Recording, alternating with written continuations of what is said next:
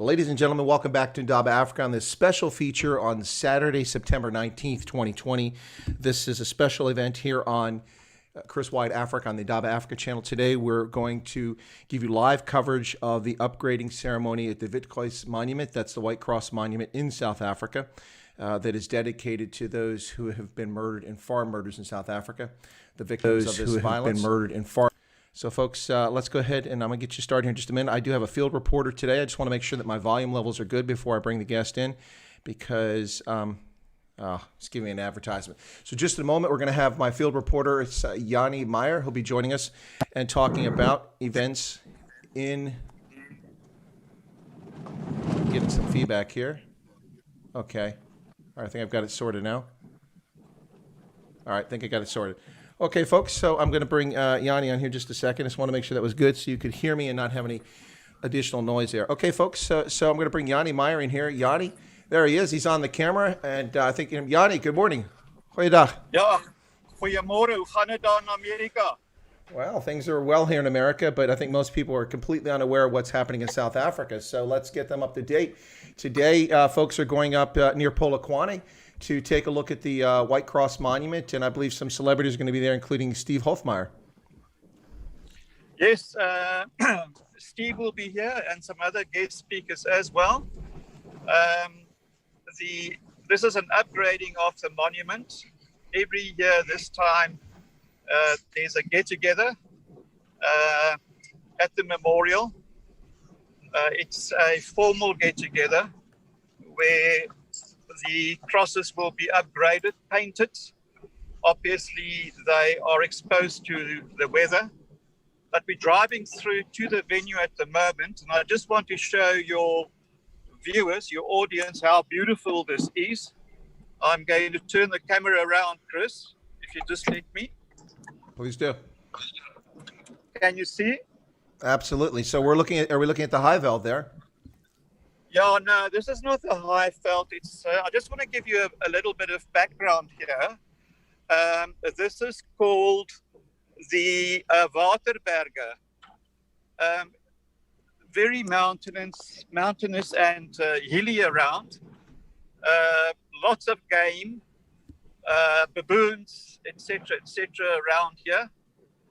It's really spectacular. Lots of buck on the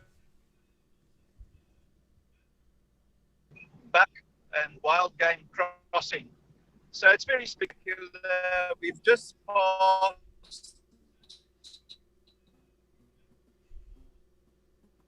Folks, he's traveling on a mobile network with Vodacom, so we may have spotty coverage from time to time. Looks like that's what's happening at the moment here as Yanni's signal's breaking up. But please be patient. Yanni is our field reporter today for Chris Wide Africa, reporting on the Witkruis monument upgrade taking place not too far from Polokwane in the Waterberg region of South Africa. Looks like he's kind of frozen up there.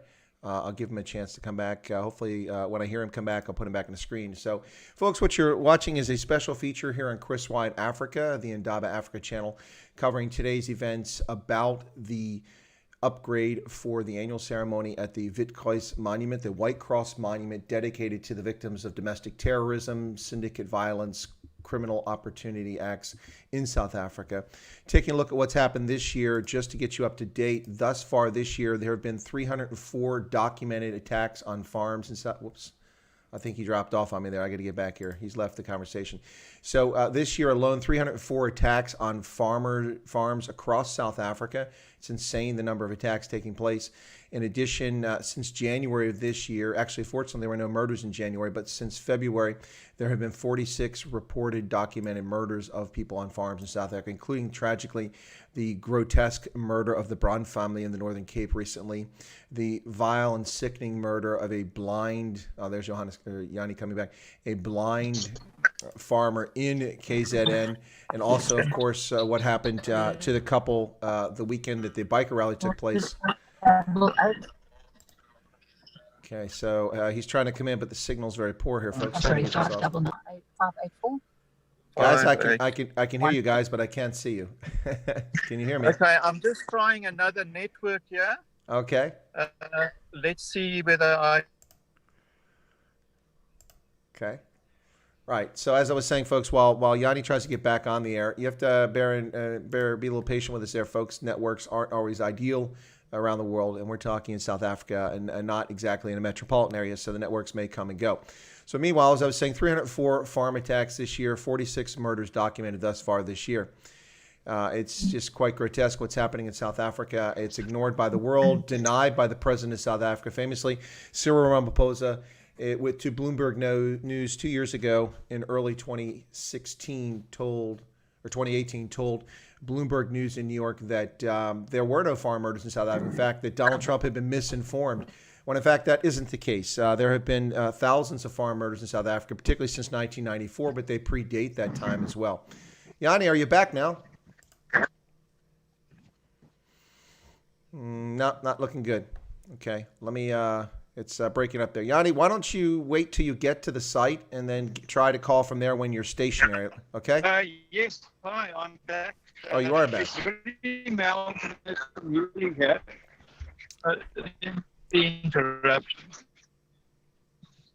Nah, it's not coming through very clearly. Yanni, why don't we do this? Wait till you arrive at the site and then try to call me back from the site. That way you're stationary and maybe the signal. I'm back. Can you hear me? I can hear you, but your picture is frozen and your voice is a little broken up. But if you're stationary and you've arrived, then we can continue. Have you arrived on site? Okay. I feel like I'm talking to someone 100%. from. Okay, all right. So it looks 100%. I think if he's going to follow my direction there or what the deal is, but let's go ahead and. Okay. Thanks. Talk later. Okay, good. Call me back when you get there. Okay, so excellent. We are driving behind the motor at the moment. Yanni, the signal is just breaking up too much. Please just drop off and then call me back when you arrive, okay? Okay.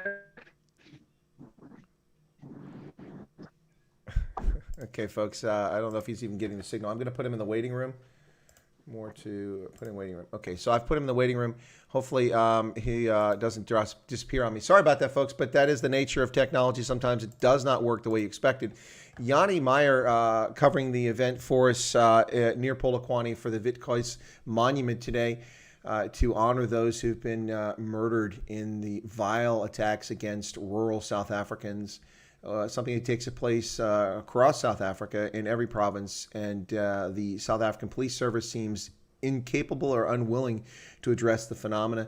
The police commissioner himself claiming that it's no different than any other violent attacks in Africa. In fact, that's not the case. We see orchestrated attacks by criminal syndicates, and these attacks being encouraged by political leaders who ought to be brought to trial for their inciting of violence, but they're ignored by the justice system or the injustice system of South Africa. But folks, we will be going back live here shortly with Yanni. Hopefully he'll arrive. He did tell me he wanted to be ready to do this at 8:45, so I'll go back to him. Let me see who's in the chat. Andrew is here with a K. Asadil, Drian is here. Mr. T, I pity the fool. I pity the fool at 2:39 in the morning, folks. A little bit of sleep here under this eye. Look at that. That's looking kind of sad. Alta's here. Anne-Marie Forster is here. She didn't even not announce her arrival, so I'll tell you that Anne-Marie has arrived. Robert Zeta is here. Stronger Together. Penny. Hello, Penny. I did get a couple of hours of sleep, but I think it just made me more tired than anything. I probably should have just stayed up, but I do have a lot of work to do on Saturday, so I thought it would be prudent to get a little bit of sleep, folks. Anyway, so hopefully we'll get Yanni back here shortly. Let me see how he's doing. Is he still there? No, he's off altogether. So, all right. So I will send him a WhatsApp and tell him to let me know when he gets there. Let me see. Please call back when you arrive and are STATIONARY stationary. All right, there we go. Hopefully that'll work out. Oh, yeah, typing is bad too at this hour. All right, cool. Got that up there. There also got some images I can bring here while we're chatting. These are from folks who are traveling out to the event. Some of these are coming in a WhatsApp group to me right now. And so this is bikers that are riding to the Witkruis. Juave Madonco. Hopefully I didn't butcher your name there. It's not one familiar to me. Lyndon Hardy, welcome to you. Welcome, folks. Let me see if I can get this. I'm looking for here. Okay. That's not it. Why is this? It's very frustrating. There we go. That's the folder I want right there. Okay, so let's start with this one and see how that comes up. There you go, folks. There's a group of bikers right there above my head who were gathered this morning. So I make that a little bit larger there so you guys can see it. I'll bring it down here so it's not, well, no matter where I put it, it's going to cover my face. But that's a pretty cool image right there. Minus my forehead. That's pretty cool, huh? Yeah, a group of bikers who've gathered who are traveling to the Witkruis monument this morning to participate in the events taking place there. As I mentioned, Steve Hofmeyer is supposed to be present, as well as a number of other prominent folks who will participate in events this morning. So let me get signed in here so I can get the chat going. Okay. Get this over here. All right. So let me see who we got in the chat here so far this morning. I mentioned this, folks. Corona's boring due to the alien thing. Statistics show that rural murder is coming to a city near you, and with the regulated decline of private security, people in cities could soon be equally vulnerable. Well, people in cities are vulnerable. Equally, that's an interesting term that you use there.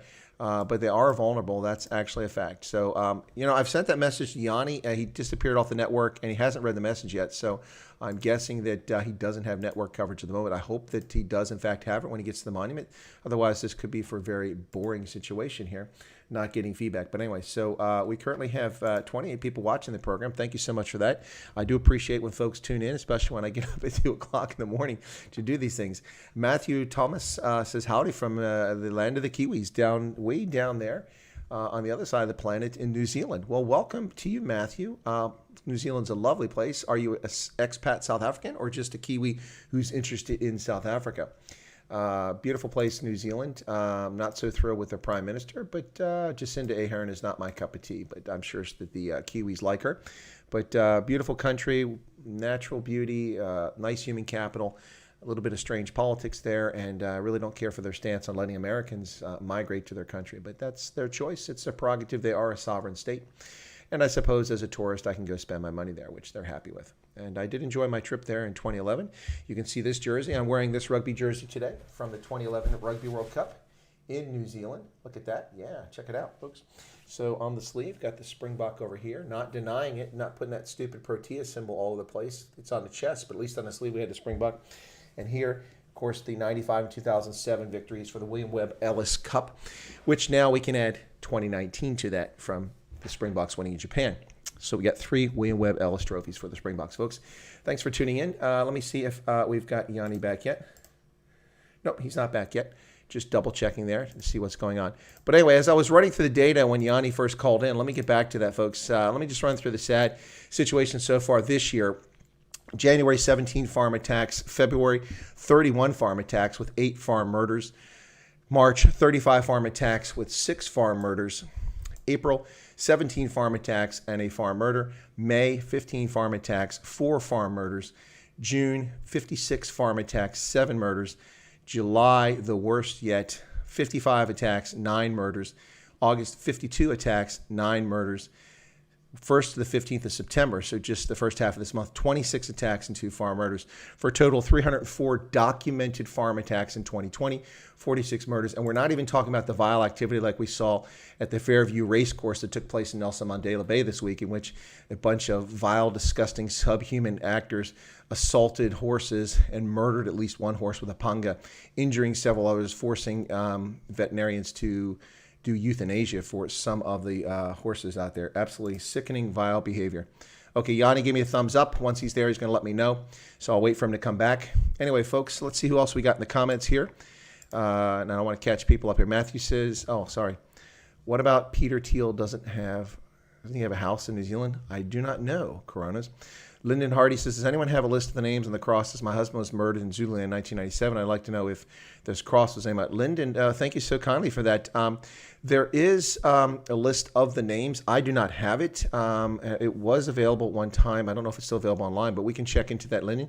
I'll ask that question of Yanni when he gets back. If they, in fact, I'm sure they have a record of it there at the location where the memorial is done. My deepest sympathy to you, Lyndon. It's a true tragedy, what's happening. And as I mentioned, this is not a new phenomenon. It's been going on for decades, particularly since 1994.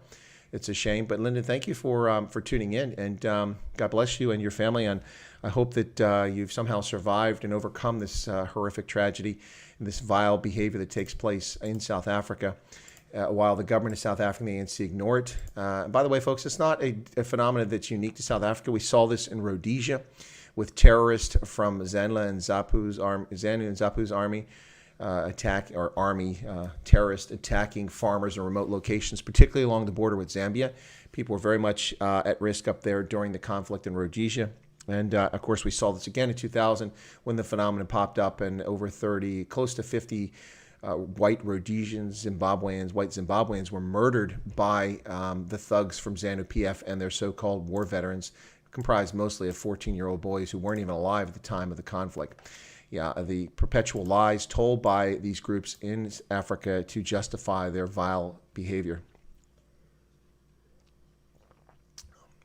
A Street says, thank you for honoring my sister Ada Oosthuizen today. No, you're welcome. I didn't know her, but I'm sad to hear that she was a victim of this nonsense. But let's see where we're at with Yanni, folks. Okay.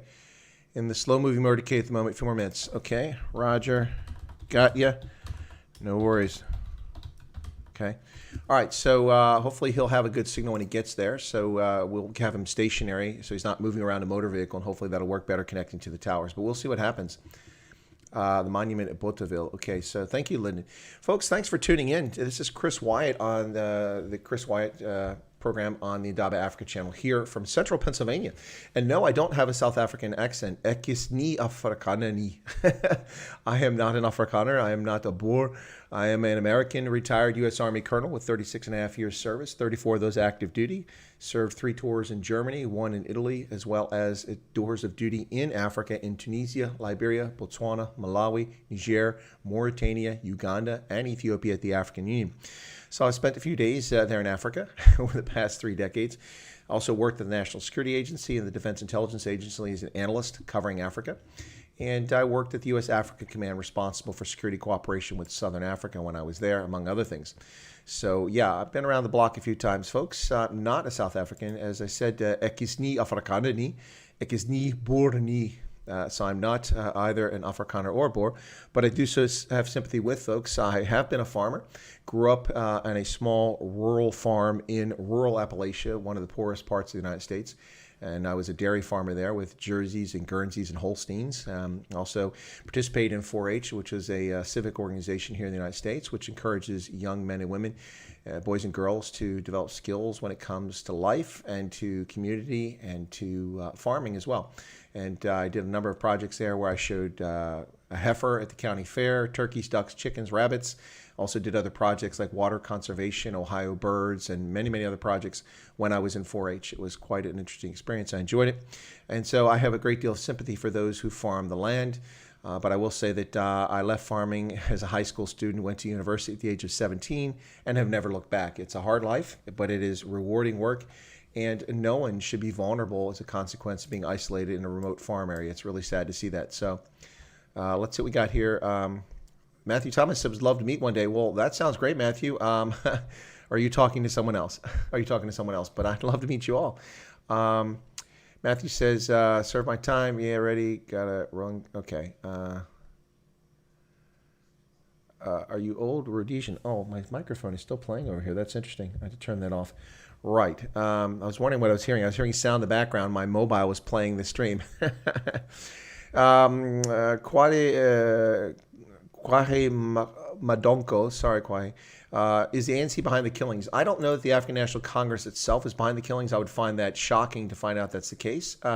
What I will say is its tolerance of lawlessness and its excuses for dismantling the commando system in rural South Africa, its underfunding of SAPs, its poor efforts on forensics and investigative techniques, and its overemphasis on racializing all of society contribute immensely to the situation.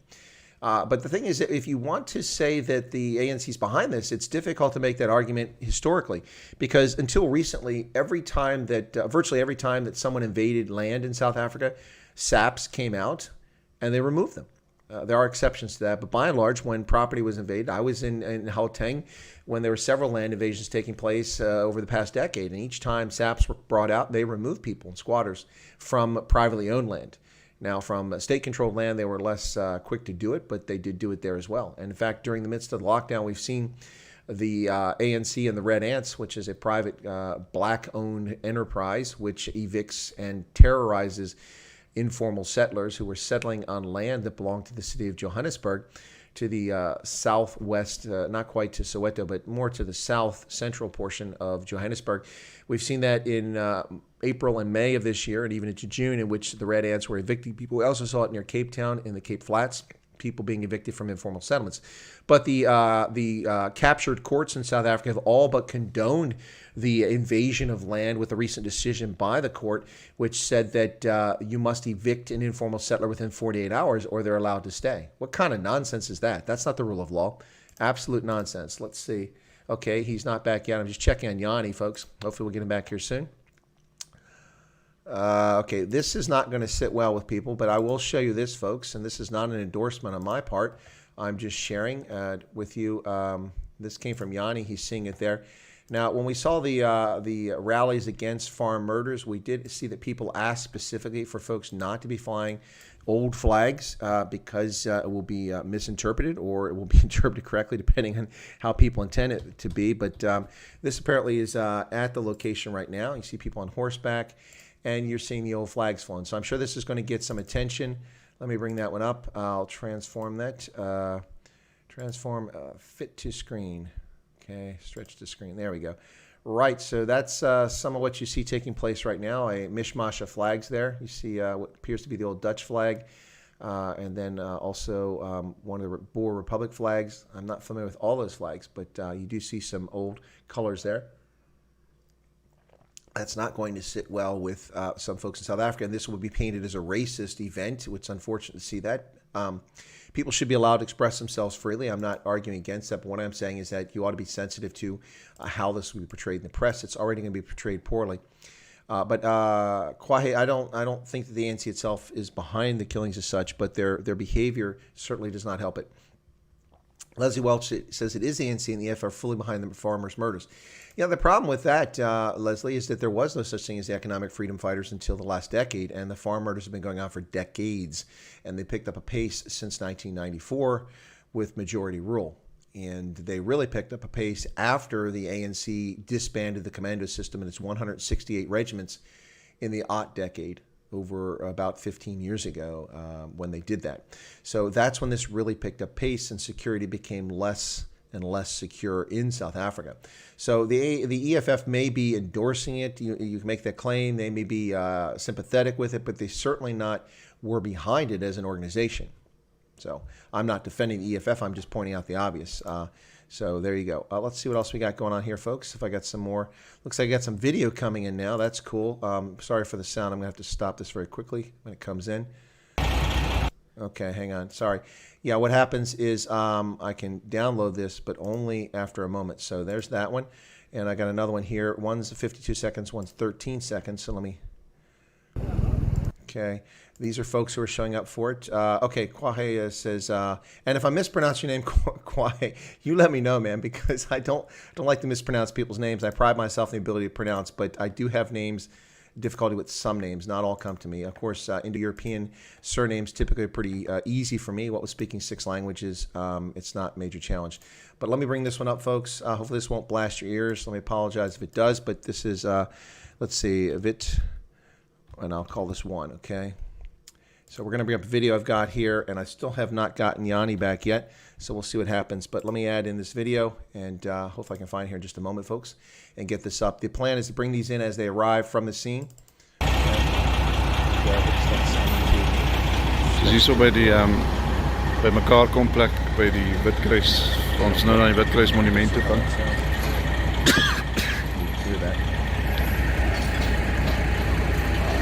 Mense, hierdie ouens gaan met hulle trekkers ry.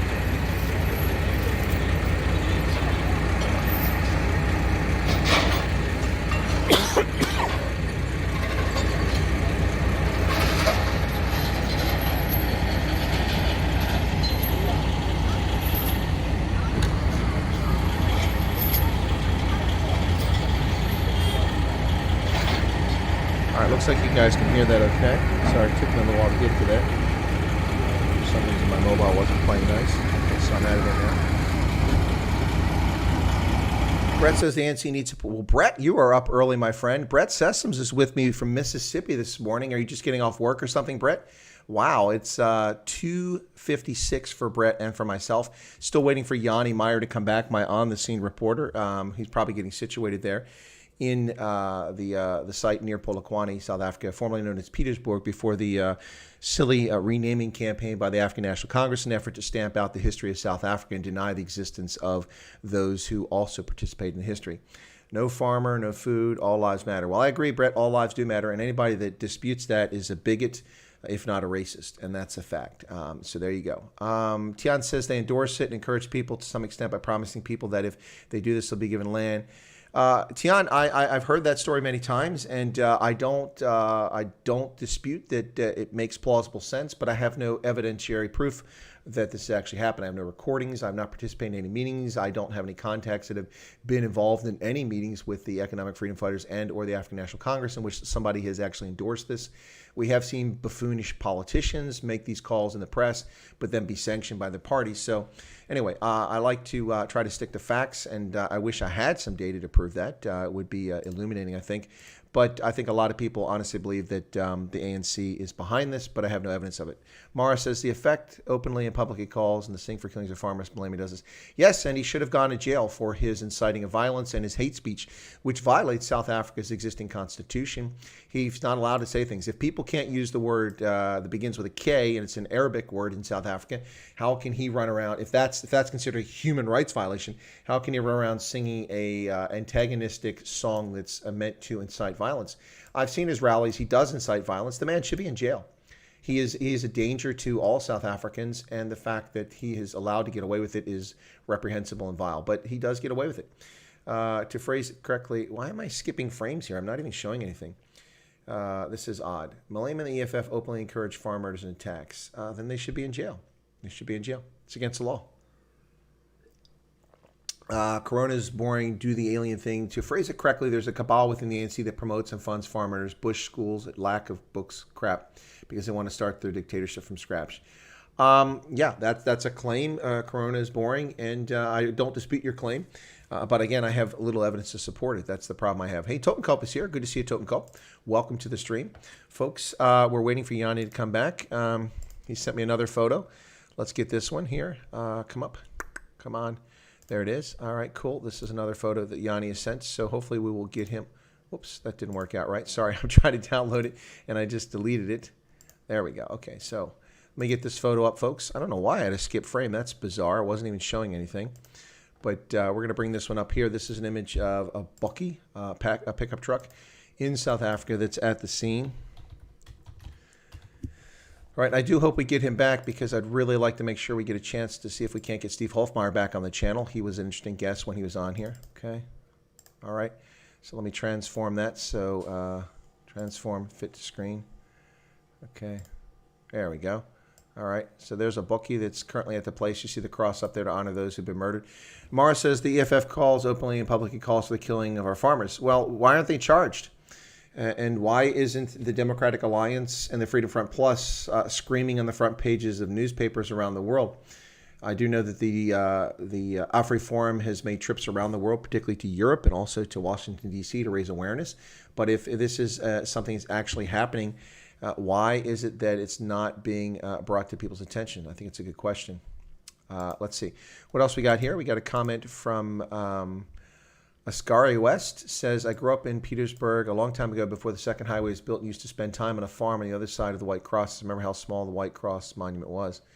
Yeah, it's not so small these days, unfortunately. Tian has put a link up there to a couple of newspapers. Is that meant to illuminate the situation about folks? Let me see. Oh, that's a YouTube link. Okay, I thought it was Malema's alleged attempt. What's this?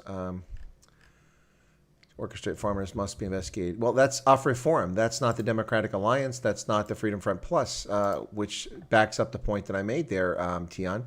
I said that the political parties, not a civil rights organization.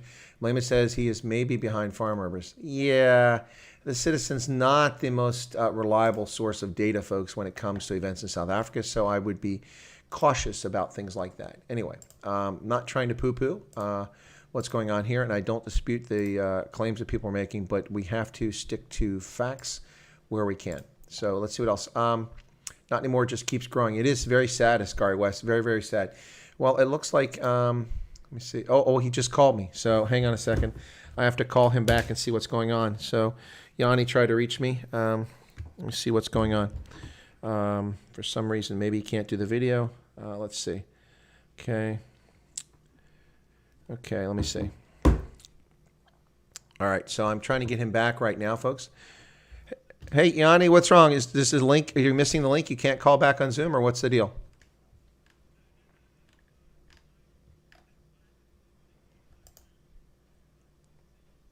Hi, yeah, we on Chris Wyatt's channel.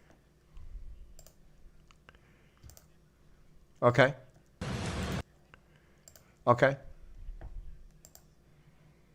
Okay, let's do that. I'm going to bring you back on Zoom. You have the link, yes? Make sure you still got it. Okay, Yanni and I are talking, folks, so please be patient. He sent some video. I'll resend you the link. That's what I was concerned about. So, folks, I'm going to resend Yanni the link right now into your WhatsApp. Here you go. Okay, there's the link, and I'll look for you in just a moment, okay? Let me hang up on WhatsApp, okay? All right. All right, folks, Yanni Meyer should be with us in just a moment. Thank you for your patience. This is not a professional studio that has all the resources of a production staff. It is a one-man operation, so we're doing the best we can here. Ronald Gantz, welcome to you. So crime came close to home for me this week. My friend was murdered in the week, stabbed to death, his body thrown in the dam. Oh, my gosh, Ronald, I'm so sorry to hear that. So sorry to hear that. So Yanni Meyer is coming in just now. Let me adjust this. Okay, Zoom. Okay, there's Yanni. His audio is connecting. Let me do this. Right. Hi, Chris. Can you hear me? I can hear you. Let me get you up on the screen there. Yanni, welcome. There's Yanni Meyer. He's on the scene near Polokwane. Welcome to you, Yanni. How are you? Chris, I'm very well. A little bit emotional already. There's quite a big crowd that's pitched up here. Therefore, the delay. We came not via the highway. You could see. I'm just going to show you now. A lot of people came via the highway, and obviously made better progress. We came the long way, which is the dirt road. I'm just going to turn the camera around. Yeah. Here you can see the dirt road. There we are about to walk up to the White Cross Monument. Yanni, can I ask you, are you able to turn your mobile so that it's landscape? That would be a better image for us if you're able to turn it. Okay, now I can. Yeah, there you go. Just confirm. Yeah, now Is it better? It's much better. We can see a wider view, so that's helpful. Thank you. Also, some tragic news to share with you, Yanni, very quickly before you go any further. One of our viewers on the channel, subscriber Ronald Gantz, or as you probably say in Afrikaans, Ronald Gantz, said that crime has come close to home this week because a friend was murdered during the week, stabbed to death, and his body thrown into the Vaal Dam.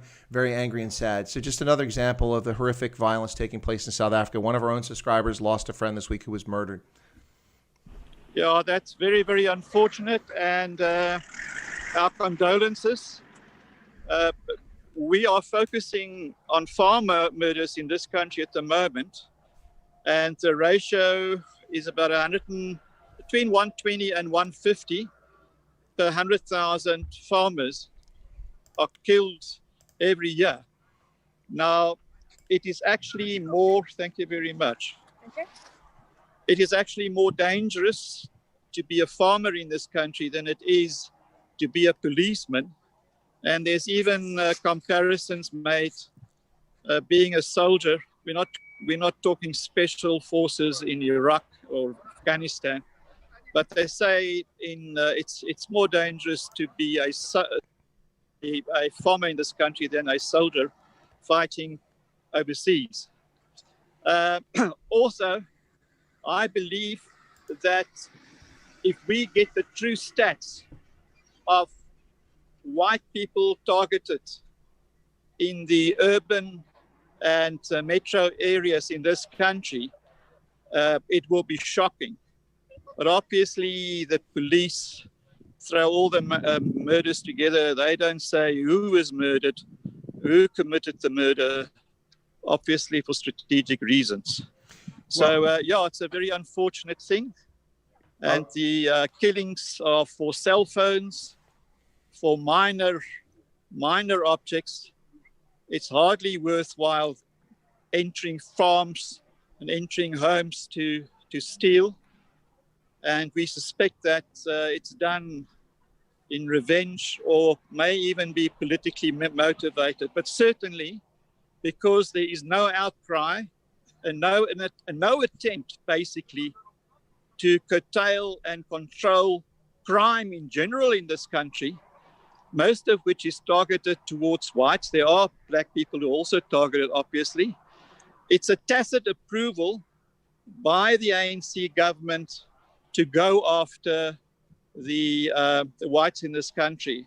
So the criminals are getting carte blanche to wage war on the whites.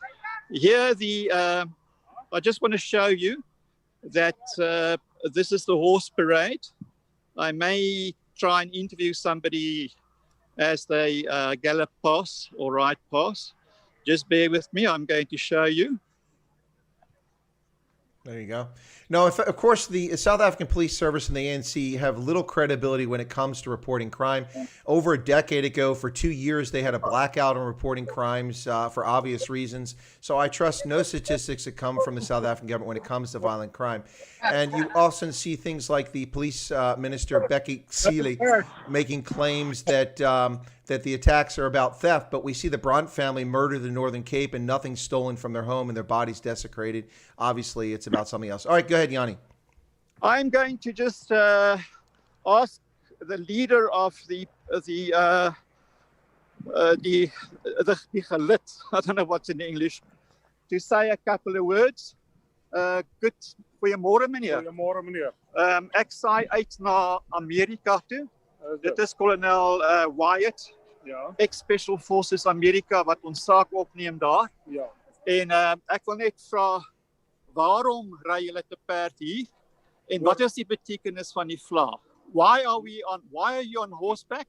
And what are the meaning of the flag? So I see that you carrying the driekleur, the old Suid-Afrikaanse vierkleur, the old Suid-Afrikaanse republiek. Ons doen dit omdat hulle ons boere doodmaak. Dis 'n bewusmaking van ons boerevolk om weer wakker te word, om saam te kan staan, dat ons hierdie goed kan beveg wat hulle vir ons doodmaak. Yeah, basically what he said, that they're riding to make people aware and the world aware of what is happening in our country with the farmers, that we are being hunted down and slaughtered like animals in certain cases, tortured with pangas, as we saw those poor horses were hacked in Port Elizabeth recently. Sê vir my, just explain to us why are there so many flags? Waarom is daar sulke vlae hier so meer? Ons voorvaders se vlae hierdie gewees wat ons in hierdie land voor ons voorvaders het hierdie vlae gehad. En dit is hoekom ons met ons vierkleurery, Vrystaat vlae, en so sal jy sien alle verskillende vlae wat hier is van ons voorouers se vlae. All right, don't know how many of you understood the Afrikaans there, but basically the flags date back from the Boer republics. There is the vierkleur, then there is the orange Free State flag as well. Let me just turn the camera around. That's the orange Free State flag. And you can see various flags. If you go into history and you research this, then you will find which provinces, etc. There were plenty of semi-autonomous and autonomous regions within South Africa in the old days, obviously with boundaries. A lot of those provinces were in existence before the other cultures migrated from the north, excepting the Zulus maybe, but now they're claiming that the land belongs to them. Chris, I'm about to take the road up, Okay. and you can ask questions. Right. I'm allowing the horses to go past. Please do that. Goeiemorgen, good morning. Good So, morning. folks, You are what looking you're- beautiful. what you're I seeing hope here that is gun is a real Mauser. you're seeing Yanni Meyer reporting from the scene in Polokwane there, and you see, of course, the four-colored South African old traditional flag. We're talking about the Boer republics that pre-existed the Union of South Africa, which, of course, came about as the British Parliament enacted the Union of South Africa Act in 1910. Prior to that, we had the Transvaal, the Natalia Republic, as well as the Orange Free State, and you see some of the flags from that. As you saw the gentleman talking about, these are the flags of our forefathers, harkening back to a period of independence for independent Boer republics in what is now South Africa, predating the current country quite a while back. So Yanni has been speaking to folks there. You see they're in period costume, period outfits. Quite lovely. You see that Trek Boer outfit that the lady was wearing there. Reminds me of someone going across the western United States on the Oregon Trail or something like that back in our own history. So you're headed up to the Witkruis Monument now. Is that correct, Yanni? Yes, you can see it in the far distance. I think it must be visible from the highway. I tried to find it via Google Earth, and it was very difficult to do. So I'm going to suggest to the people that we use a chalk paint, maybe a red color, and to paint in between the crosses a red, so that it can be seen from the sky properly. There is a cross.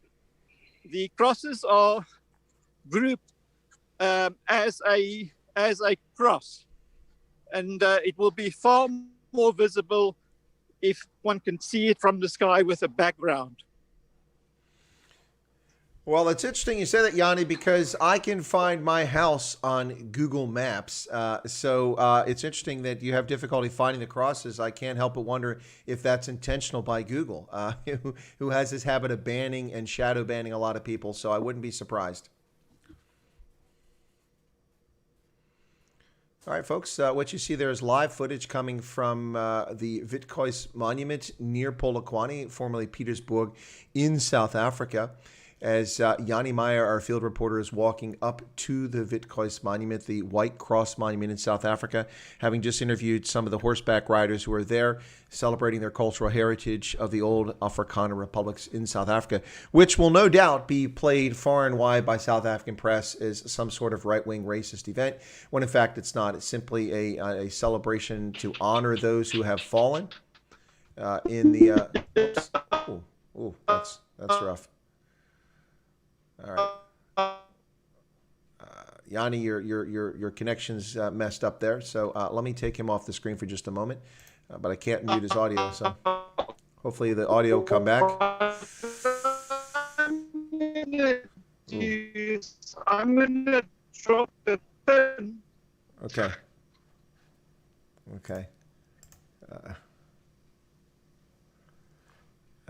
Bad connection there, folks. Sorry about that. Let me put Yanni in the into the waiting room so that, and I'll come back here. Hopefully he can come back here shortly. Yeah, so I'll just tell him I put him in the waiting room. I put you in the waiting room. Was weak. Please. I'll get you back. Sorry, folks. I'm typing. Let him know it's good.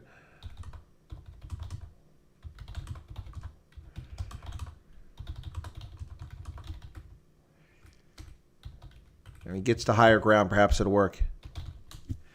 All right, so I just sent him a message. Hopefully he'll come back. But in the meantime, I've got some examples of poor services in rural land that hampers good communication. Yeah, Tion, you're correct about that. Matt Del Porta's here. Love those old flags. In fact, I see that you've got the old South African Republic flag there. Republic of South Africa, Union of South Africa flag. You have the Union flag for your icon. Recreation says the old South African flag is bound to raise more eyebrows than words of support. Yeah, well, Recreation, I don't disagree with you. That's a point that I was making.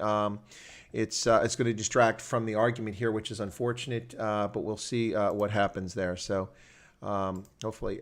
Anyway, so let me bring in the video from Yanni here. See if I can do that very quickly.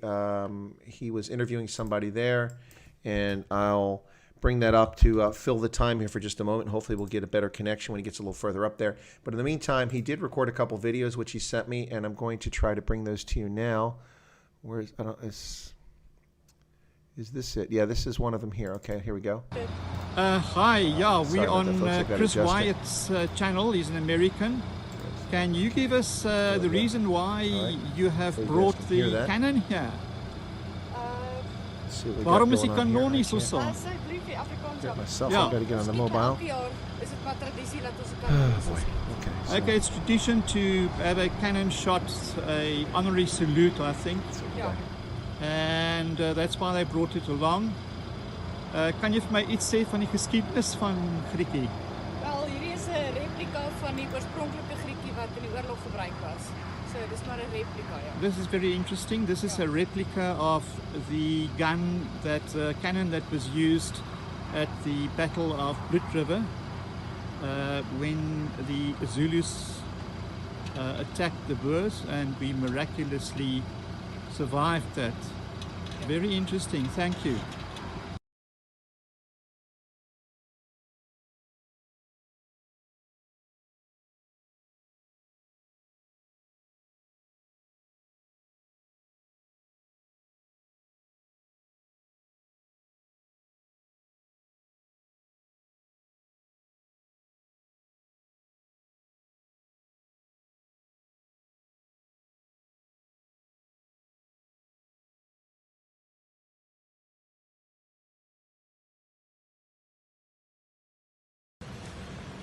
Hi, while we're waiting to get stationary so that we can reconnect to Chris, I just want to show the extent. There is quite a large following.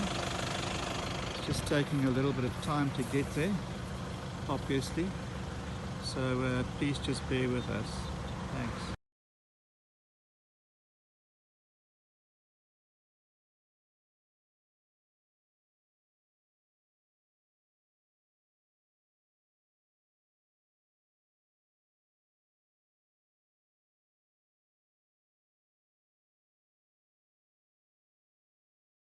Okay, no sound from Chris. Sorry about that, folks.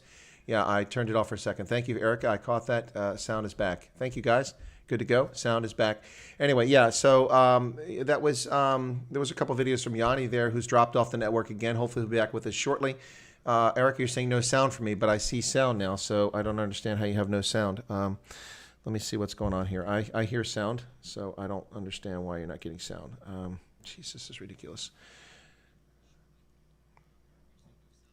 Oh, my sound is there. Okay. All right, sound is there. So maybe your text just came in later, but I can see the. There we go. Okay, sound is back. Thank you, Cobus. Okay, Alistair Ross is good now. Sorry about that, folks. That was actually a timing and headspace error on my part because I didn't want you to hear my breathing because the microphone's right here while I was playing that video. The sound was very low on both those videos, and I couldn't turn up any lower or any higher because the distance that Yanni was from the people he's interviewing. But you did see the cannon there to fire a ceremonial shot, which was interesting, as well as the video of all those vehicles, Bucky's in particular, backed up there at the Witkruis Monument in South Africa, not too far from Polokwane, formerly known as Pietersburg in the northern part of South Africa in what was known as the old Transvaal Republic. Of course, the Transvaal being the land beyond the Vaal River, for those who don't know what that means in Afrikaans, but that's explaining the situation, folks. Anyway, so so here we are waiting for Yanni to get up there. Let me see if he sent me anything else.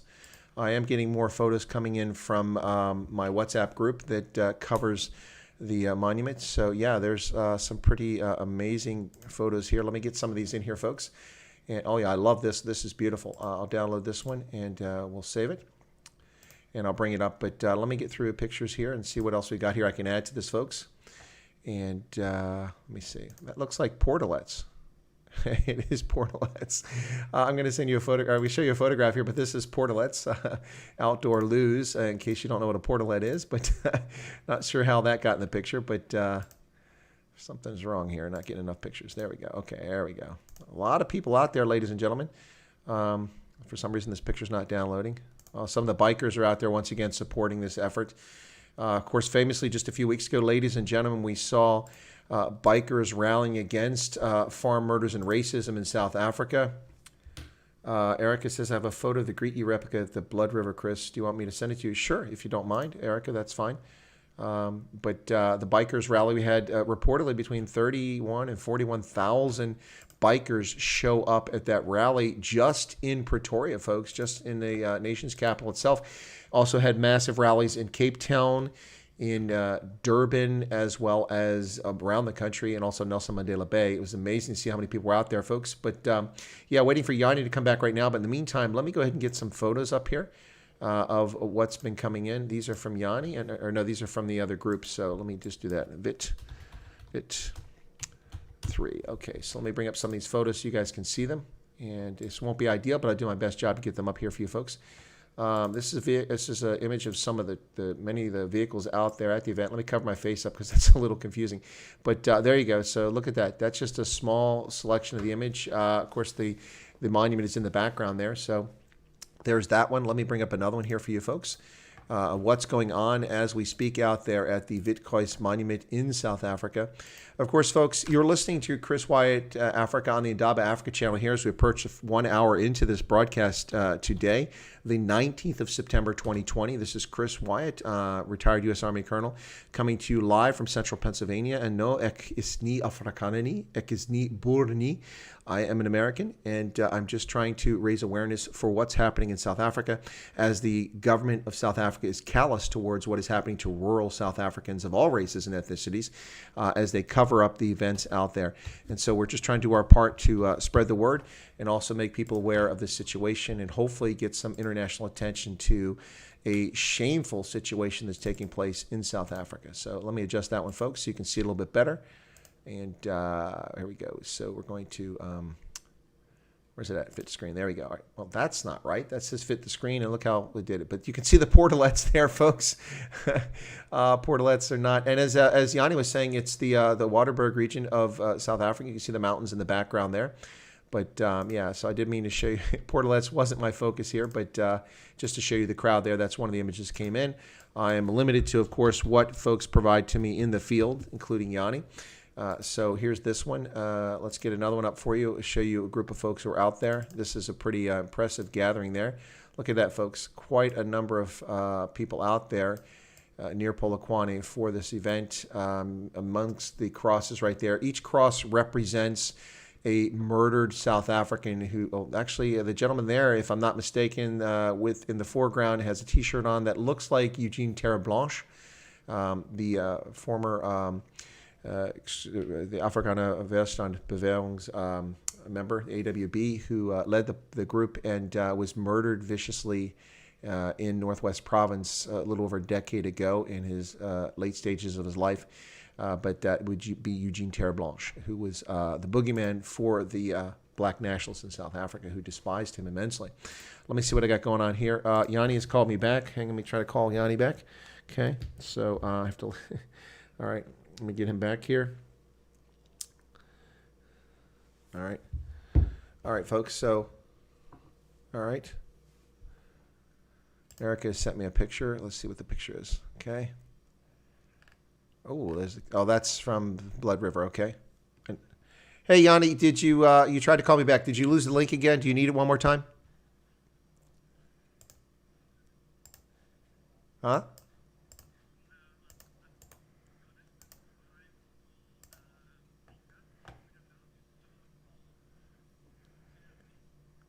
Okay. Okay. Good. Okay. All right.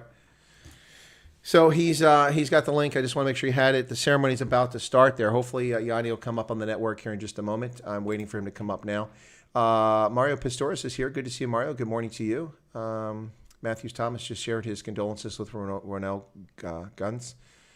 Let's see. Corona says, if you want pics of South Africa, I've got pics of the whole country except in Mpumalanga. I lost my phone, attempted carjacking in Nelspruit, where Corona, I have plenty of pictures of South Africa. Thank you for the offer to send pictures. I'm not looking for pictures of South Africa. I'm looking for this event, but thank you. You're welcome to share photos with me of South Africa, I'm happy to take them. But what is Erica wanted to send the Canon from Blood River? That's what that was. So she was just offering to send that.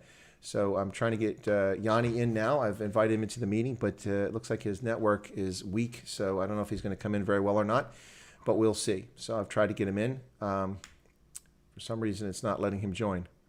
Huh. Anyway, there we go. Okay, there's Yanni coming up. Left, right, all participants. Okay. All right, Chris, there we go. Okay, so waiting for Yanni to come in. His camera is not on, nor is his microphone. Not sure why that is. It might be a bandwidth issue, but hopefully it will correct itself and he'll come up in just a moment. This is Yanni Meyer, who's covering the event for us live from the rural area near Polokwane in the northern part of the old Transvaal in South Africa. But we're getting nothing from you, Yanni. I don't know if you can hear me, but no camera, no microphone. I do have you on the screen. Hopefully it's something that will be corrected shortly. Alistair Ross is here. Hello, Alistair. Good to see you there. Kobus Jansen van Rensburg. Good to see you. And let's see. Come on. Okay, well, we're not getting Yanni. So let me send him a note. No camera. I'll let him know. No camera. No sound from your mobile. Sorry, I'm typing to him. Okay.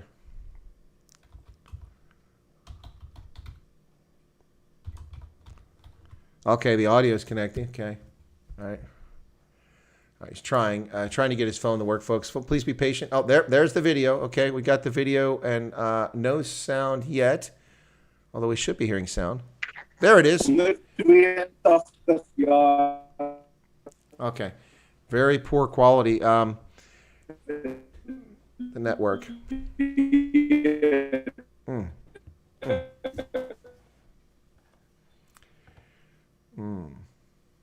Very, very poor. So, Yanni, your signal's broken up pretty heavily.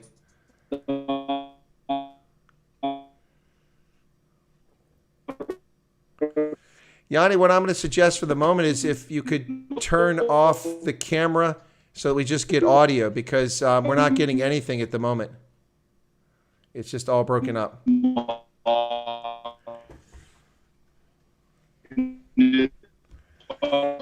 It's just like listening to a science fiction novel here.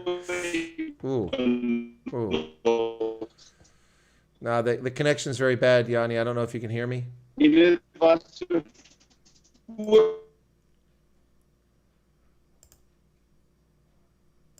All right, so I got a bad connection there from Yanni. I don't know why.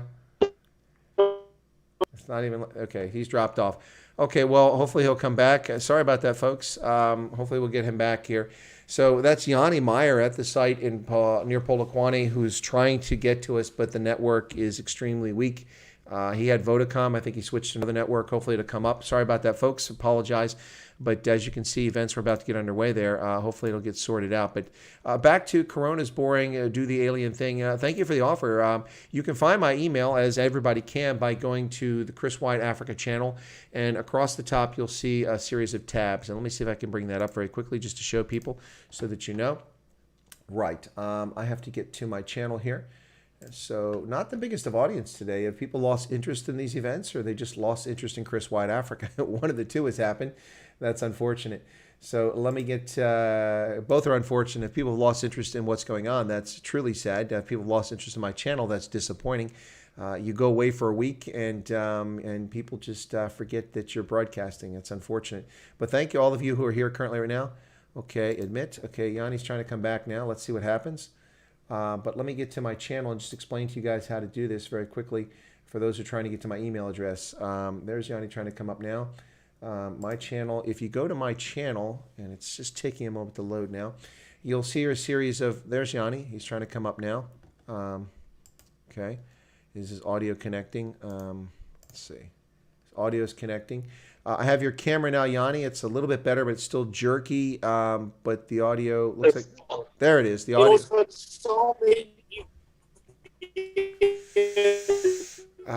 Not much better. It's not much better, Yanni. It's all broken up. People can't. Nah, it's not going to work like that, unfortunately. This is terrible.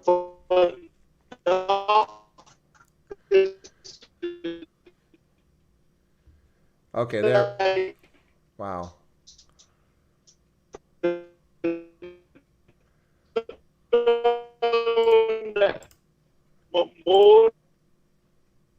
right, folks, I've put it on mute because it's so messed up, but you can see. Oh, no, the mute is. Apparently, I have no control over what's going on. People are dropping off. Yeah. No, Yanni, it's just not working, the network.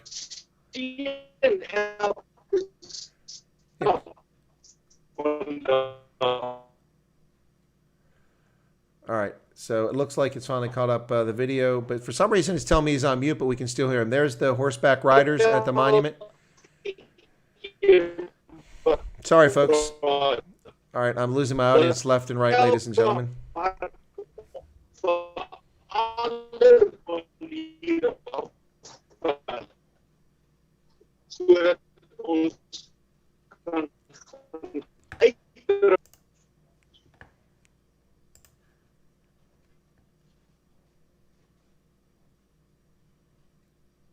All right, so there you can see the horse riders there, folks, at the Witkruis monument, the White Cross monument dedicated to those who've been killed in farm murders in South Africa. Really sad situation, but something that people ought to be aware of. So my apologies for the poor connection, but I don't control the mobile networks in South Africa. Unfortunately, Vodacom and others, Cell C, I don't even know if Cell C's up there, but also the national carrier as well, Telecom with their mobile network. I'm not sure. He was on Vodacom earlier, so who knows.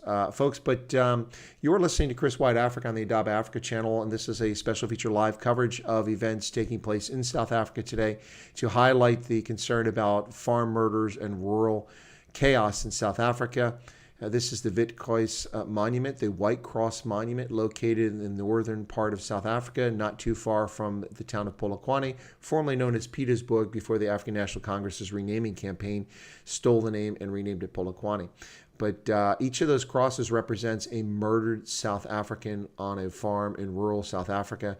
There are thousands of these crosses.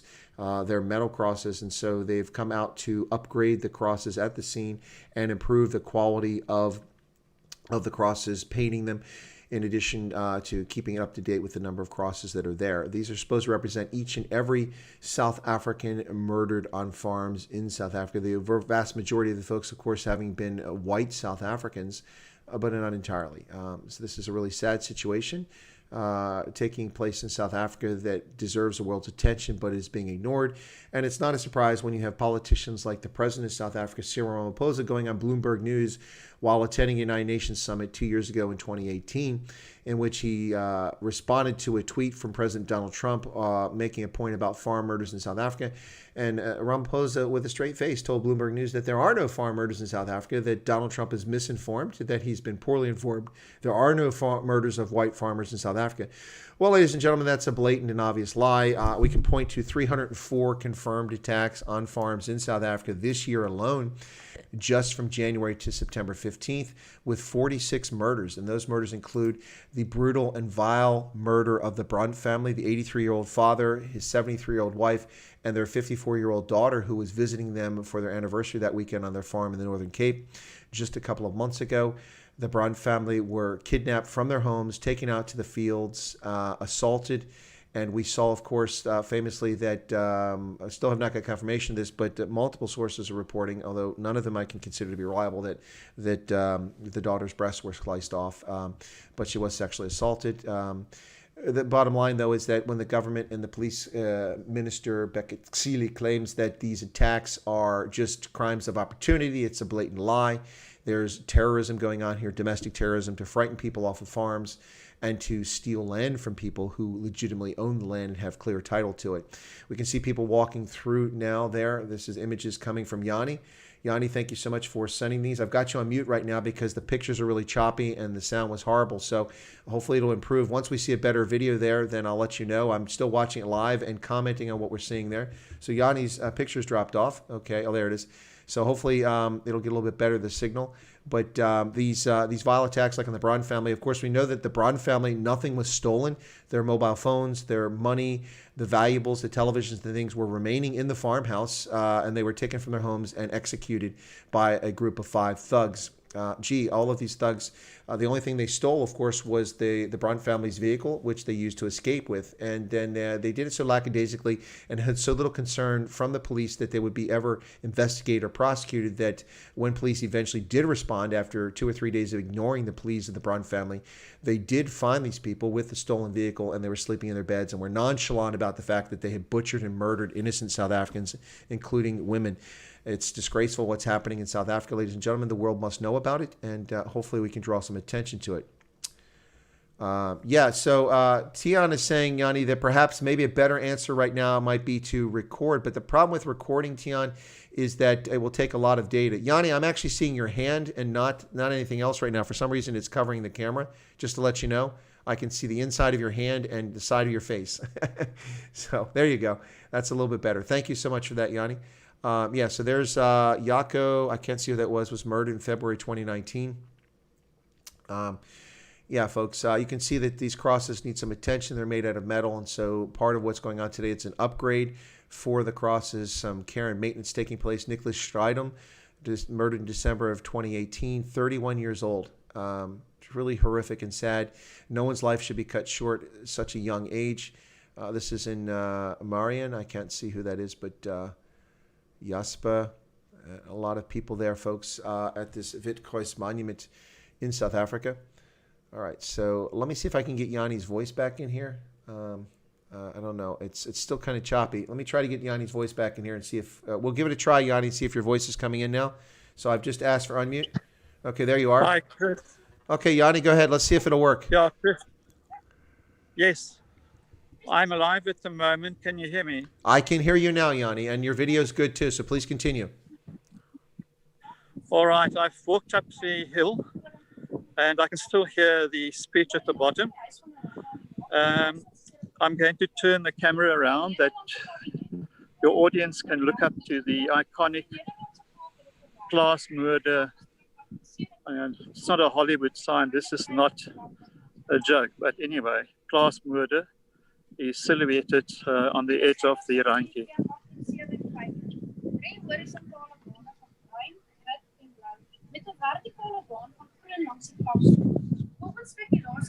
Could you see that?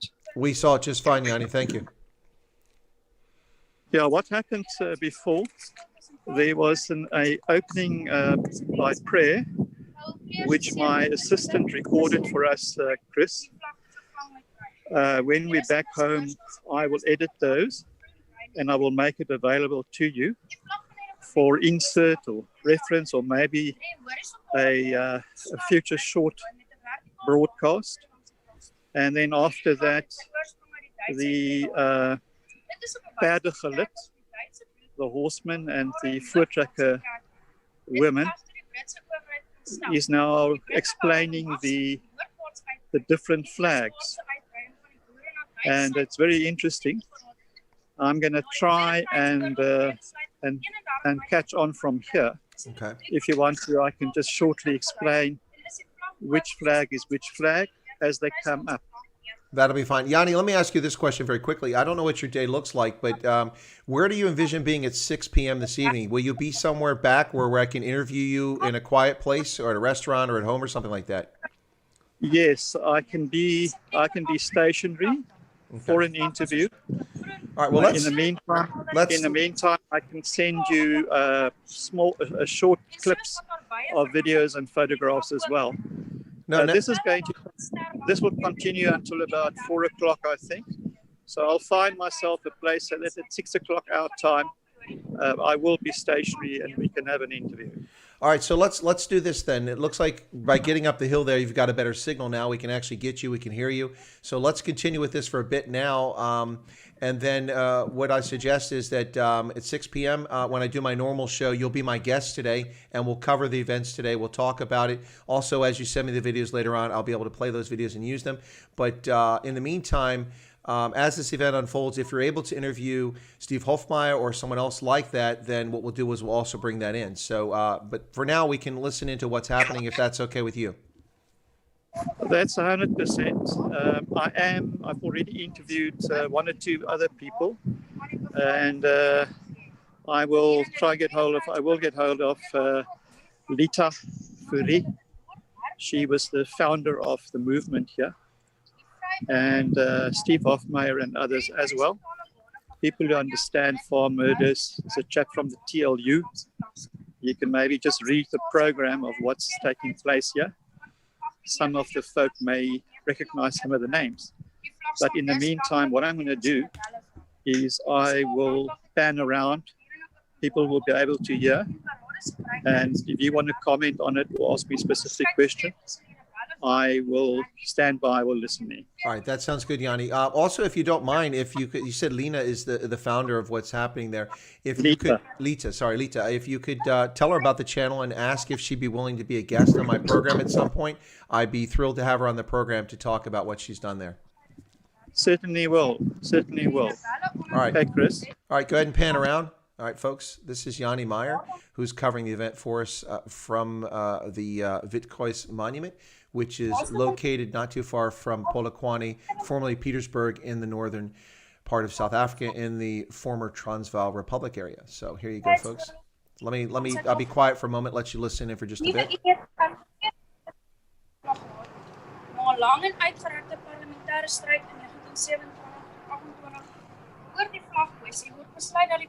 Yanni, are you still able to hear me, Yanni? Yes, I am. Yeah, there's been a question by several people here wondering at how many crosses are there? Do we know how many have been erected thus far? I stand to be corrected, but it's about 2,500. Obviously not of everybody. Yeah. You know, records I think date back to 94, but I think the official count was started, and I may be not right, 2005 or 2009. That is when people really started counting. Before that, there were informal counts, which maybe people can question, but those stats, I will try and get an interview with a TLU guy, security.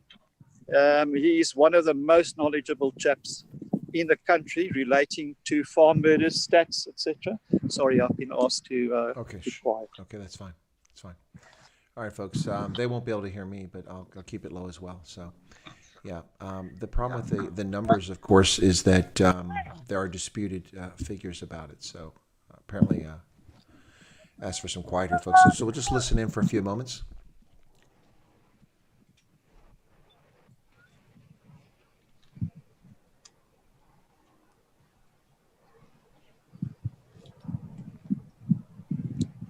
You're listening to Chris White Africa on the Daba Africa channel. We're covering the special feature today of the Witkruis Monument in northern South Africa. Monument to those murdered on farms in South Africa since the new dispensation, 1994.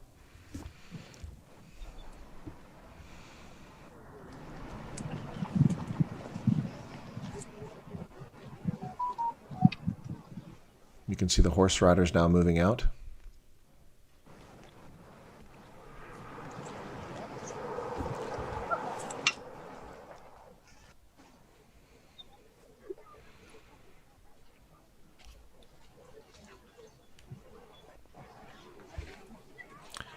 There's a question from a Slut, how many crosses to be placed today and at what time? That I don't know the answer for, but I did read that there were supposed to be 53 additional crosses added today. That is correct. There'll be 51 or 53 added today. A lot of people are very emotional. You can see folk are quiet, and they're reminiscing. They're dealing with pain. A lot of these people have directly lost loved ones. And Chris, we respect them. I know you respect them as well. And I'll try and interview some of those guys, some of the people who have lost children and family members as well a bit later. So I'm going back to the horse riders at the moment, so there's something happening there. Okay.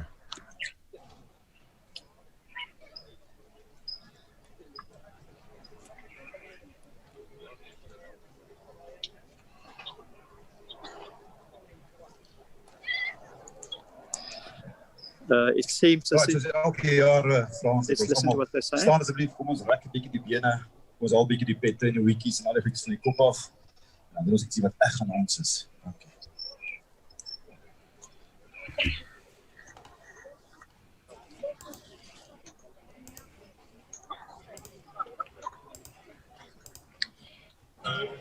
Onze hemel, bij die blauwe van ons Heer.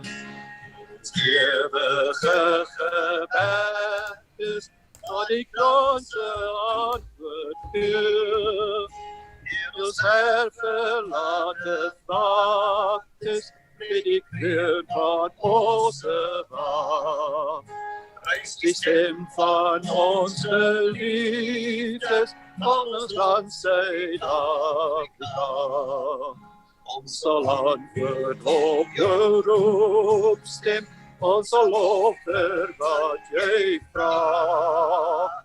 Ons zal leven, ons zal sterven, Zuid-Afrika.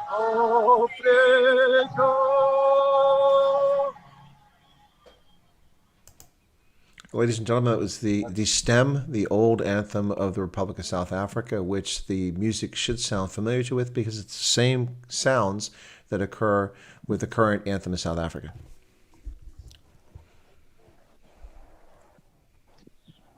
Yeah, Chris, that was impromptu, fairly emotional. And I love singing that song. We are used to it at school. On Mondays and Fridays, we had flag parades and we sang the national anthem, stood at attention, and had respect for our history, our culture, our flag. Let's listen to what's being said.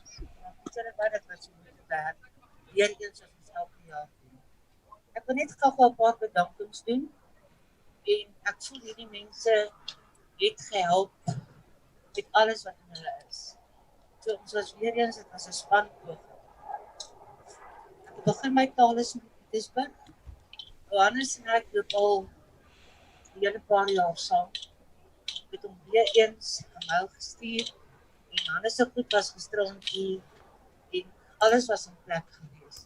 So elke jaar staan Johannes sy plek hier vol. Hy kan nie vandag self hier wees nie, maar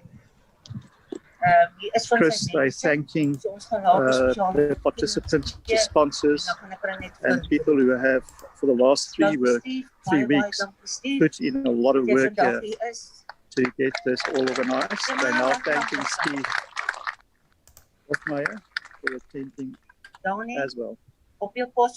And Donnie as well, he's also a singer, will also be singing.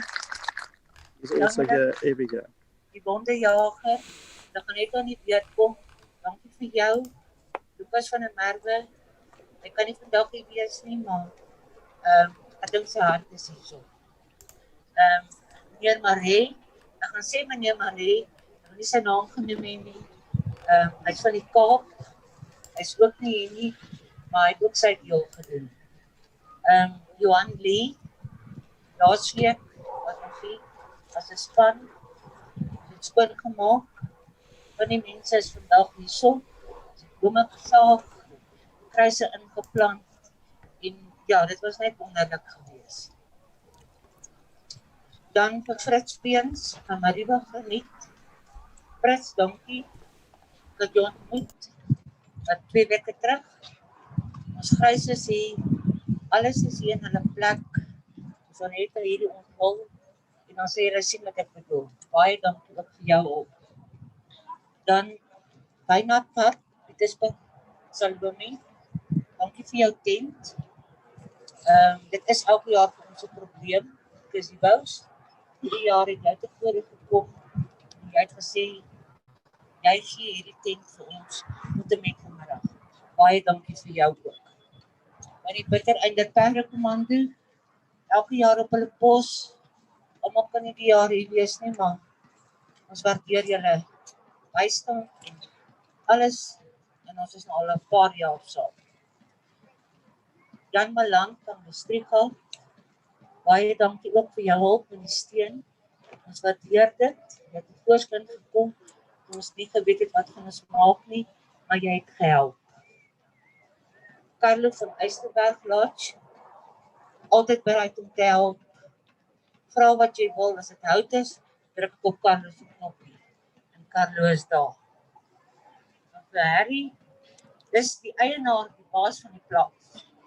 En vir sy vrou Charlotte, baie dankie Harry, jy het jou plek vol gestaan. Jy het bome gesleep, jy het dorings gesteek, en ja, baie dankie ook vir julle, hoor.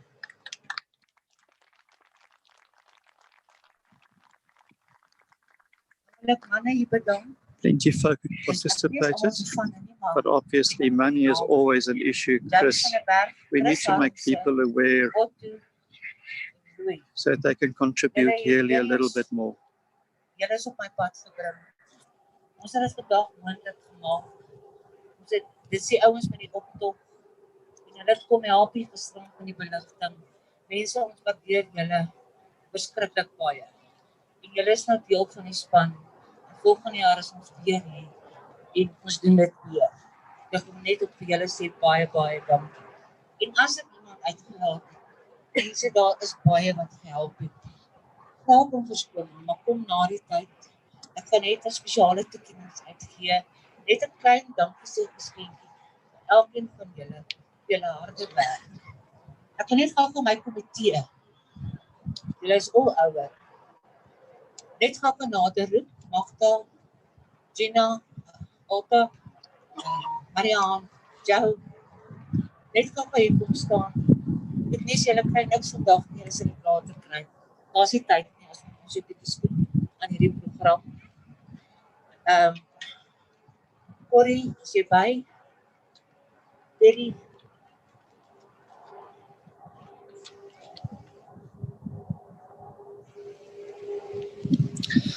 Just to tell your audience what's happening, this is the committee. There will be a small award-giving ceremony for these people and folk who have put a lot in, often at their own expense, Chris. So yes, we all say thank you, and I know that people, folk out there, also say thank you to these people. En ek wil julle sê dankie.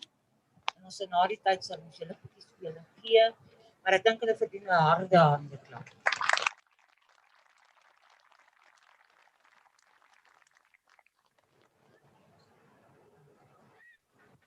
Goed, julle kan begin. Ek dink ek moet sommer nou die spesiale oorhandigings. Gina, kan jy vir my daai boks bring?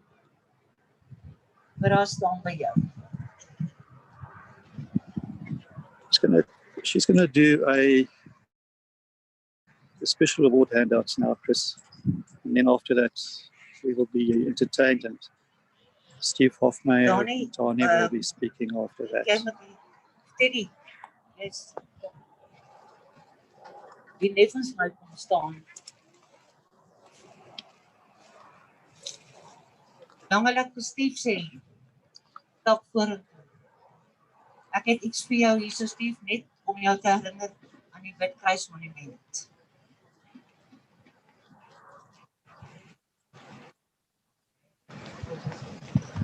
Thank you, Steve. Dankie.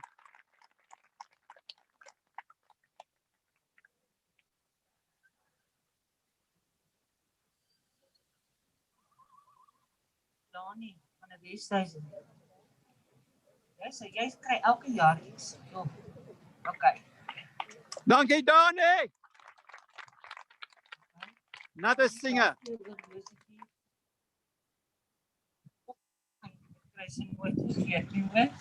Yeah, they've handed over awards to Steve and to Donnie.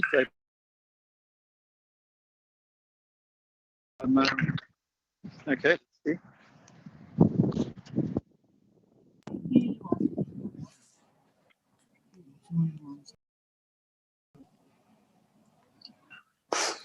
Can you hear me now, Steve? Can you hear me? Okay. 100%. It was an award ceremony, And awards were handed over to the committee and to Steve Hofmeyer and Dani, both South African Afrikaans artists, not loved by the mainstream, not loved by big. Yeah. And these people are being targeted, as we know, Kifnis recently as well. Some Malema. No, but the Kifnis' song about Julius Malema for the Jerusalem parody was hilarious. It is hilarious, and everybody laughed when Cyril Ramaphosa referred to the unknown version. He made Kifnis famous by simply just doing that. Exactly. I was saying that, of course, not everyone could hear me because my mic was off, but the thing is, Steve Hofmeyer, as you mentioned, is especially reviled by those who seek ill towards South Africans because he speaks up for his people. Yeah, often he has to have bodyguards to accompany him, Chris. Threats against him. EFF have threatened us when we have events like this, Black Monday, Toekomsfonk, and so on. They don't like it. So one of these days they may intervene, and hopefully they don't. But we're going to have to start organizing, preparing ourselves for the eventuality like that.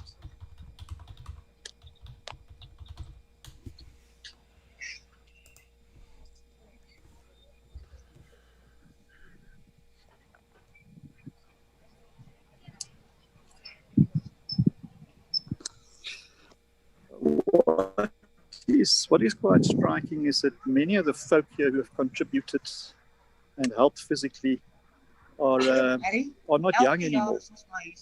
You know, the young forget very easily. They not part or were not part of a better country prior to '94.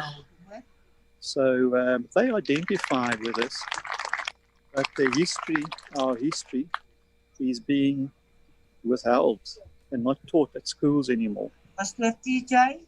Yeah, it's absolutely disturbing to see the level of ignorance about the actual history of South Africa by South Africans, especially. You think that the South Africans ought to know their history, but I find that I tell many South Africans their history, and they're just astonished to find out many of the things. When you talk about the Mfecane and the creation of the Zulu nation, people have absolutely no idea what you're talking about these days. Yeah, Chris, but it is astounding. The youngsters, there are many young artists, Afrikaans, and you also Kifnis and Germ, brilliant and talented people who were post-apartheid born. Exactly. Who are very aware and who are absolutely passionate about our culture, our specific race, which is not a sin. God made us like this. And the Afrikaans music, I call it facet music. You know, Malema sings Kill the Boer and Kill the Farmer. Steve Hofmeyer and company composed their own really beautiful music with Afrikaans, and there's some English words as well, verses. And I call it resistance music. And I'm going to talk to some of these artists to have a special resistance music concert. And maybe we can videotape that live or broadcast that live, Chris. Well, that would be pretty awesome. That would be pretty awesome. Tens of songs like that. No, there's a few songs that come to mind, of course. Bok van Blerk's songs like Delarey, Sing Afrikaner, Sing. Yeah. And then also you heard the recent song from Bobby and from Steve Hofmeyer, Die Land behoort aan jou, is ek proewe jou. Yeah, beautiful song. Beautiful, absolutely beautiful imagery, beautiful song. Yep. Absolutely beautiful. But what I do need to add, if I could add something, Yanni, very quickly, is that the one small encouraging sign for South Africa is that a lot of other South Africans, not just Afrikaners, are just as hot full of what's happening here. You see people like Big Daddy Liberty, Unati Kwaza, Odin, Moja, and many other South Africans, black South Africans in particular, who've simply had enough of this nonsense, and they stand in unison with Afrikaners and other white South Africans in their frustration over what's happening, particularly with the farm murders. And it's a phenomenon that most people don't know because the media covers it up. But I'm here to tell you that there are a number of black South Africans who also have had their fill of this nonsense. Absolutely true. Absolutely true. There's a drone there. We will try and get hold of the footage. A drone. Hopefully you can get some of that footage to share with us. We'll get some footage.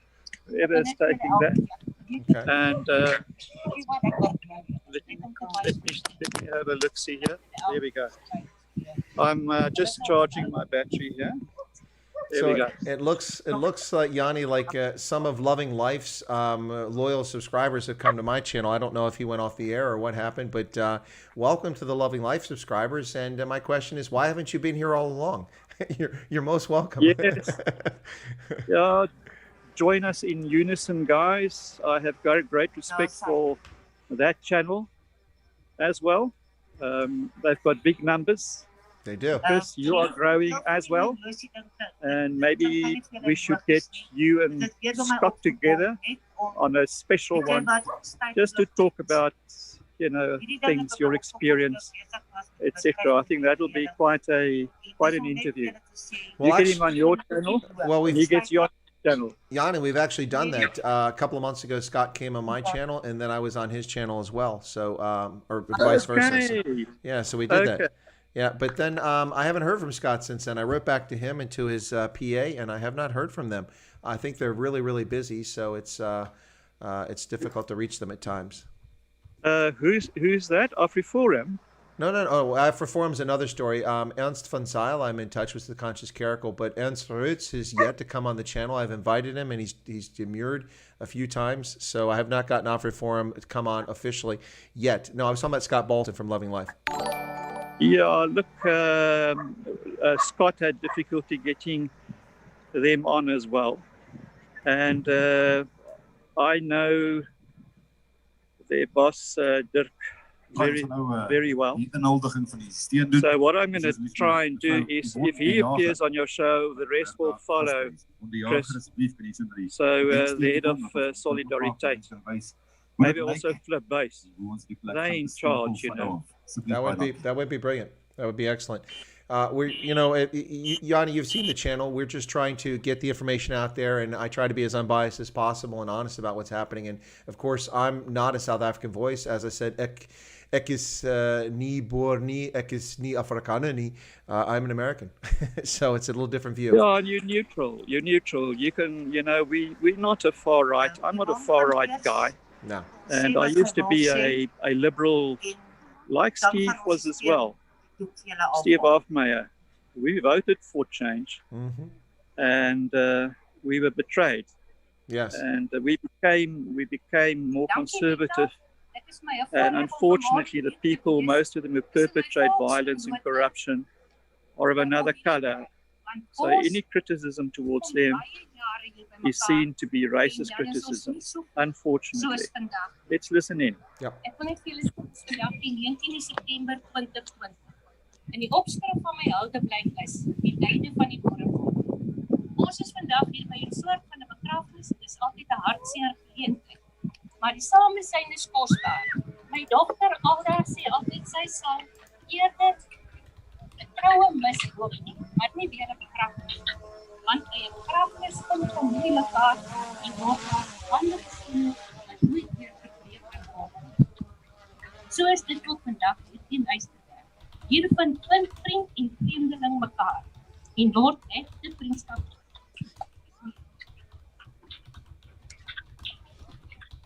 Ons het 'n geskiedenis van onderdrukking. 1652 het Jan van Riebeeck hier aangekom en hy skryf: met 90 sieklike, skeerbuitige, swakke, onkundige koppe kom hy hier aan. Dit was nie sy opdrag om 'n volk te plant nie, maar na 2 jaar maak hy 'n belofte waar mens duidelik lees dat dit die begin van 'n nuwe volk is. Dit was 'n godsbesluit. Hier begin ons eerste probleme.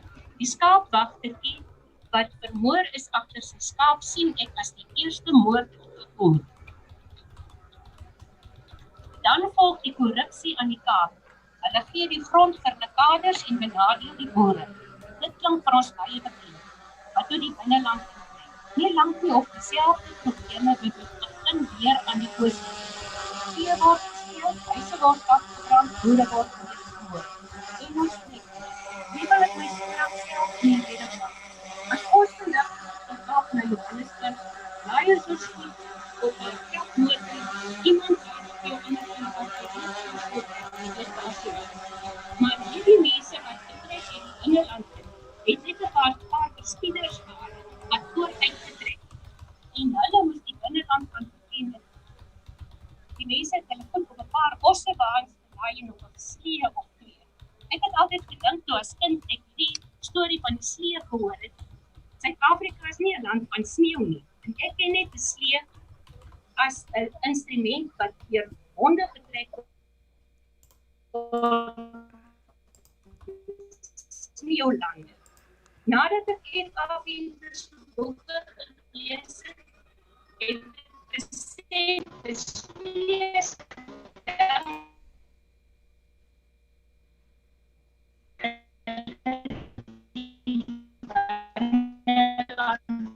ingegaan. Dit moet vir ons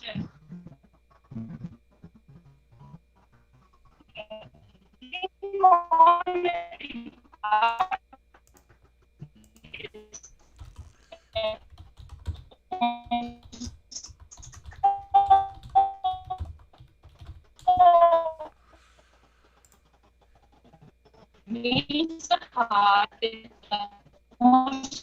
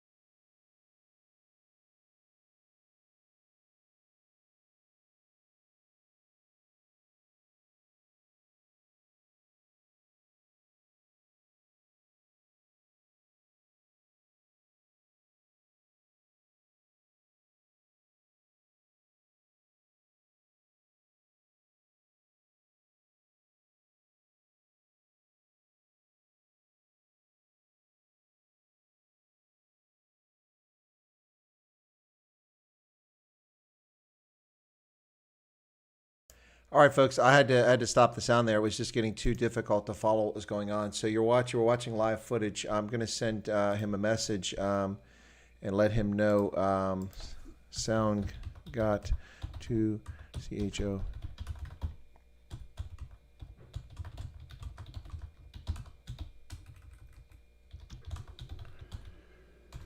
All right, so I just sent him a note. Well, the sound is back. My sound is back, but not the sound from Yanni. So Yanni just dropped off. His signal is very weak once again. I'm not sure what's happening. Either too many people are on the network or the coverage is spotty, but we should get him back here shortly, folks. Hopefully he can do that. Viking Boris says, thanks a million. Put the pride back in your white lion heart. Well, there you go. Delarey, die Leon van de West-Transvaal. Is that the Viking Boris? The Leon van de West-Transvaal, the lion from the West Transvaal. Well, folks, you're listening to Chris Wide Africa on the Daba Africa channel here on YouTube on this very early morning at 4:10 a.m. now here in the East Coast of the United States. The footage you're watching there was a live feed from my field reporter Yanni Meyer, who was attending the Witkruis monument ceremony in northern South Africa, not too far from Polokwane, formerly known as Pietersburg. And this is in the old Transvaal Republic of South Africa. And so we were talking today about the crisis in farm murders in South Africa, which is a situation ignored by the world, but especially by the African National Congress, the ruling political party in South Africa, for 26 years of unbroken rule at the national level, controlling all but one province, and for a long period of time controlling every single municipality, major municipality, with the exception of Cape Town. And now, having been challenged in the 2016 elections in Cape Town by the Democratic Alliance, which managed to cobble together a coalition to take control of Nelson Mandela Bay for 2 years and dramatically improve the quality of life there. Also in Johannesburg with its mayor Herman Mashaba, who betrayed the party and abandoned it and accused it of nonsense to follow his own political opportunism, as well as Pretoria, also known as Shwana, which is the metropolitan area now. But the 2021 municipal elections are just around the corner, ladies and gentlemen. An opportunity for opposition parties to challenge the ANC's rule and to prove that that their rule has been nothing but a disaster for South Africa by governing in an honest, legitimate fashion that delivers services to all South Africans. So, hopefully, here we go. Yanni is coming back now. Let me see if I can get him back. Hopefully, he'll be back here in just a second. Let's see what's happening. So, yeah, 2021 is the political hope for those who believe in a democratic issue. There's Yanni. He's back. I think he must have moved to a better spot.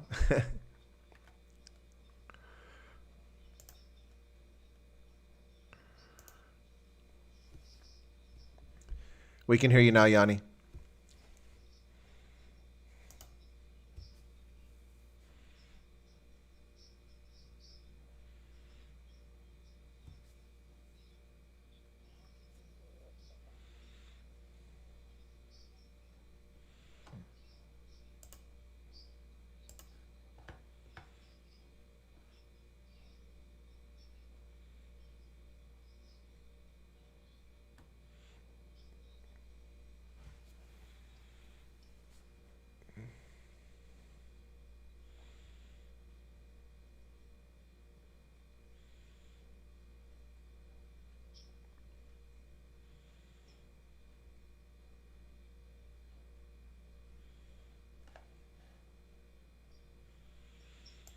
It looks like Yanni's moving around to a better viewpoint there. As you can see all the folks gathered, all these crosses.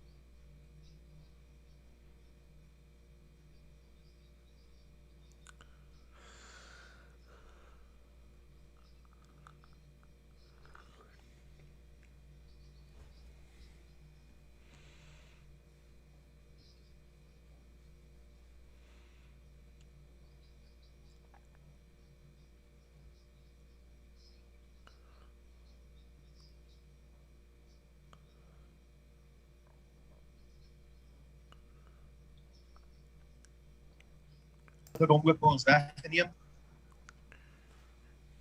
En ek het nie eens die moed gehad om op sy begrafnis te praat nie. Ek weet 'n ouers wat al my jare in verkope was en gewoond daaraan is om met mense te gesels. Dit was vir my net emosioneel te moeilik. Maar een ding wat gebeur het, met sy dood, is dat dit my lewe onherroepelik verander het. Dit het veroorsaak dat ek toe die kus wegry, die dood bevraagteken. En begin wonder, wat moes hy ervaar het toe hy daar dood neerslaan? En of hy ook die lig gesien het en of hy die engelekore gehoor. En ek het net daar en dan besluit om die lewe wat ek lei te verander in 'n lewe van, of om te probeer lewe volgens die idee van God. Nou baie mense is vreeslik skynheilig en hulle sê hulle doen.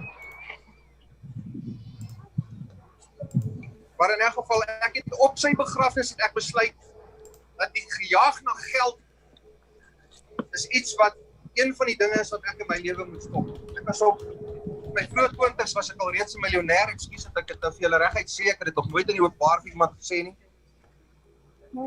Maar die gejaag na geld was iets wat amper een van my afgode was in die lewe. En op sy dood het ek besef dat ten spyte van die feit dat ek my elke dag dood gewerk het en al hierdie mooi besittings gehad het, is ek nie 'n gelukkige persoon nie. Geld en al hierdie dinge het nie veroorsaak dat ek eendag in die poorte van die hemel sal inkom. En daar het ek besluit om 'n plaas te koop en ek het self begin boer. En ek sien myself nog al die jare as 'n boer met 'n hoofletter, maar nou is ek ook 'n boer met 'n klein letter wat ook met diere boer.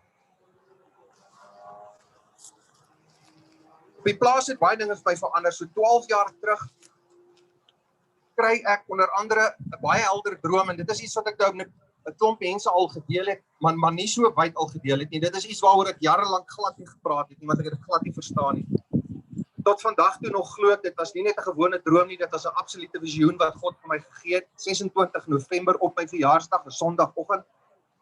Droom ek bevind myself op 'n koppie noord van Pretoria en ek voel die swaar kry, die absolute onderdrukking van my boervolk.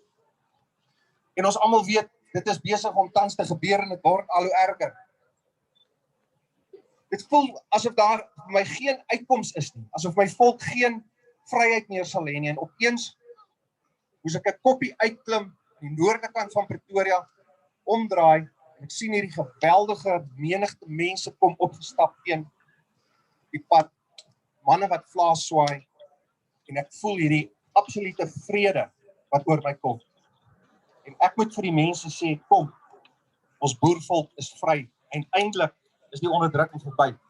Dus soos ek sê, dit was 12 jaar gelede, ek kan nie daai droom verduidelik waarom ek daai spesifieke droom gehad het nie. Dit is 'n geweldige emosionele droom vir my gewees en ek kon dit nooit begryp nie. Maar net 'n jaar daarna kry ek op 'n bonatuurlike wyse. Nou as ek nou vanoggend vir julle sê 'n bonatuurlike wyse, wil ek hê julle moet verstaan dat ek is nie 'n ou wat in my lewe enige snaakse goed gesien het, gehoor het, stemme gehoor het. Ek's net 'n gewone persoon. Maar daar kom 'n dame na my toe met 'n brief wat sy sê God het aan haar geskryf. Die vorige aand, dit was die 15de Desember 2009 en sy het aan my 'n boodskap wat sy vir my moes bring. En in hierdie boodskap onder andere staan daar dat God sekere take vir my het. Ek het dit glad nie verstaan nie, sy kon dit nie vir my uitleg nie, of uitlê nie, sy het vir my gesê, ek moet daaroor bid. Nou ja, ek het baie daaroor gebid, maar niks het vir my duidelik geword. En eers 3 jaar gelede, vandag, dit was op die 17de September, so dis vandag en 3 dae gelede was ek op die plaas en ek op pad terug Pretoria toe, en ek begin kliphard bid in my bakkie en ek vra vir Vader om vir my rigting te gee in my lewe, om vir my te wys wat sy doel met my lewe is. Ek weet nie of julle ook al daar was op daai stadium, dat 'n mens voel soms leeg, jy voel, daar's iets wat jy moet doen, God het 'n plan met jou lewe, maar jy weet nie wat is sy plan met jou. Die dinge het goed gegaan in my lewe, finansiëel gaan dit goed, met my gesin gaan dit goed, my huwelik gaan goed, alles gaan goed, maar ek het gevoel ek is nog steeds leeg. En ek bid ernstig tot God daai dag, en ek sê nou vir julle, dit is waar ek die krag van gebed self ervaar het. En ek vra vir hom, Vader, verander iets in my lewe, doen iets in my lewe, sodat ek weer kan sien, wat is die plan met my? 4 ure later lei my telefoon, 'n vriend van my wat sê, het jy gesien wat gaan op Facebook aan? Die mense wil jou boikot. Op daai stadium het ek glad nie eers Facebook gebruik nie. Ek het dit gehad, maar glad nie gebruik nie. Lang storie kort te maak, dit gaan toe daaroor dat ons as adverteerder by Radio Jacaranda, bekende radiostasie, en oor die hele Tumi Morake saga waaroor sy gesê dat ons blankes het nog nooit genoeg om verskoning gevra vir die apartheid jare nie. Moes ek op daai spesifieke oomblik moes ek 'n besluit neem en dit moes gebaseer gewees het op een van twee goed, of geld of 'n beginselbesluit. En ek het besluit om die beginsel en die integriteit voorop te stel en ek boikot die vir Radio Jacaranda oor hierdie Tumi Morake storie.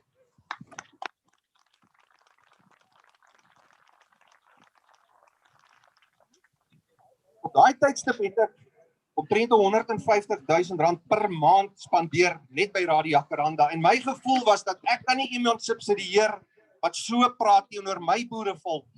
Ek sal nie 'n haasalaris bly betaal met my advertensiegeld nie. So as dit daarop moes neerkom dat mense nie meer my advertensies moet hoor nie, nie meer by Eric Barnard meubels kom koop nie, nie by my ander firmas besigheid doen wat ek het nie, dan sal ek dit maar toemaak en net op die plaas gaan bly en lewe van die veld af. En ek was baie bekommerd, maar die boervolk het vir my opgestaan.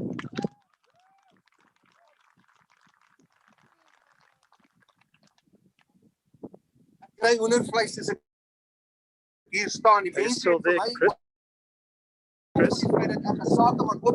I'm here, Yanni. People were asking if you could zoom your camera in so they could see closer picture when you show the stage or the speakers. Not sure how to zoom. You should be able to put your fingers on the screen and separate your two fingers apart. Now we've lost the camera. See, folks, you asked for something. You got to be careful here. It's not a film crew. We're doing this with a mobile phone from remote location. So Yanni's trying to sort that now. Anyway, all right. Okay, I got you back now, Yanni. It's difficult.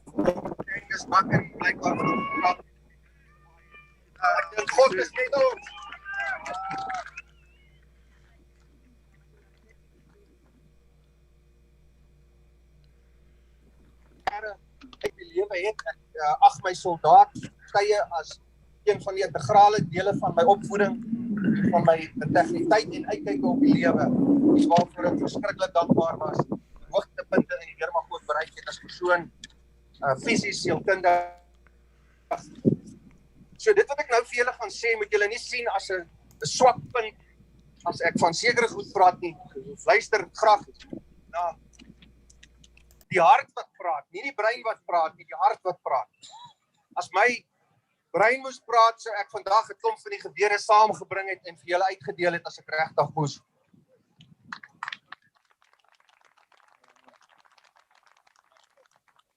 Ek sal nooit vergeet nie dat in die weermag het ons nagte en aande omgesit en lesings gekry nadat jy amper doodgedrul en doodgelyp het krol het deur die dag.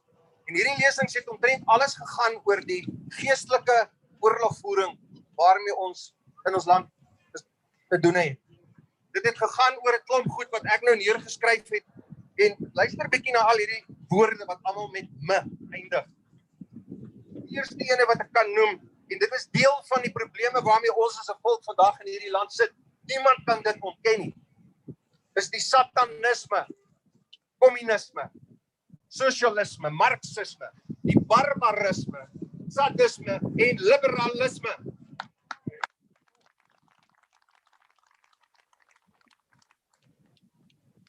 Ons weet dat hier is 'n stadige oorlog aan die kom, aan die broei, al vir jare lank. Hoekom? Want hulle wil ons blanke Afrikaner volk uitwis. Ons almal weet wat die redes is. Dit is omdat ons 'n gelowige volk is, 'n trotse volk, en ons doen dinge op die regte manier.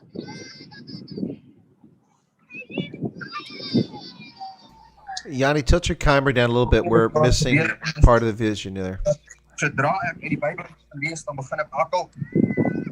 I beg your pardon, Chris. I was saying tilt your camera down a little bit because it was getting more of the skyline. We couldn't see the group there.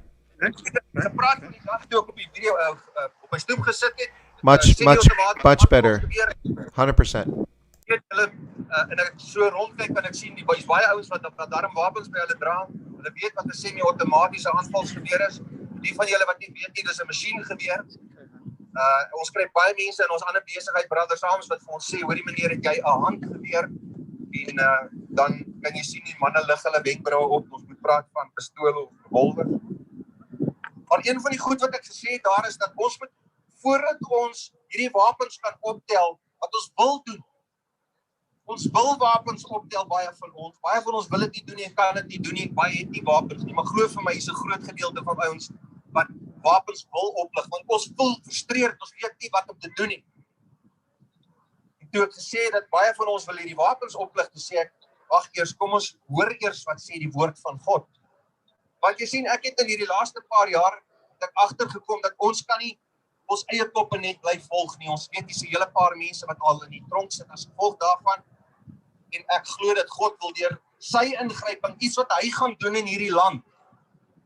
Wat geen mens sal verstaan nie, geen mens sal dink dis moontlik. Ek is in my hart oortuig dat God iets gaan doen wat die wêreld gaan skok, selfs baie van ons sal skok. Maar ek glo dat die optrede, die oplossing van hier af vorentoe gaan nie daarin wees om self te probeer om hierdie oplossings te vind en optredes te doen nie. As daar optredes nodig is, sal God dit self van ons voorsien. Hy sal dit beskik. Hy sal iets laat gebeur sodat ons sal doen wat nodig is om gedoen te word. Ek wil net vir julle lees wat ek het, so 'n stukkie in die Bybel van Jesaja. En dit sê, want so het ons meester Jahwe of God, die afgesonderde een van Israel gesê.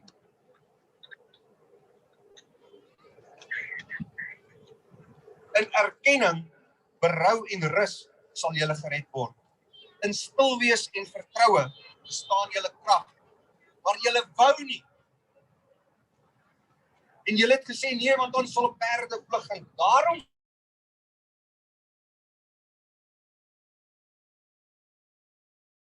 sal julle vlug.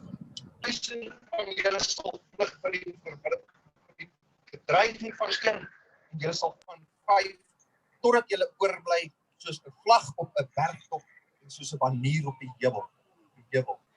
Daarom verlang God om onverdiende guns aan julle te wys en daarom wag hy van bo om vir julle om te gee. Want Jahwe is God van regverdige oordeel. Hoe geseënd is almal wat hom verlang. O volk in Sion, jy sal nie langer huil nie, hy sal sekerlik onverdiende guns bewys op die klank van jou uitroep. Wanneer hy dit hoor, sal hy jou antwoord.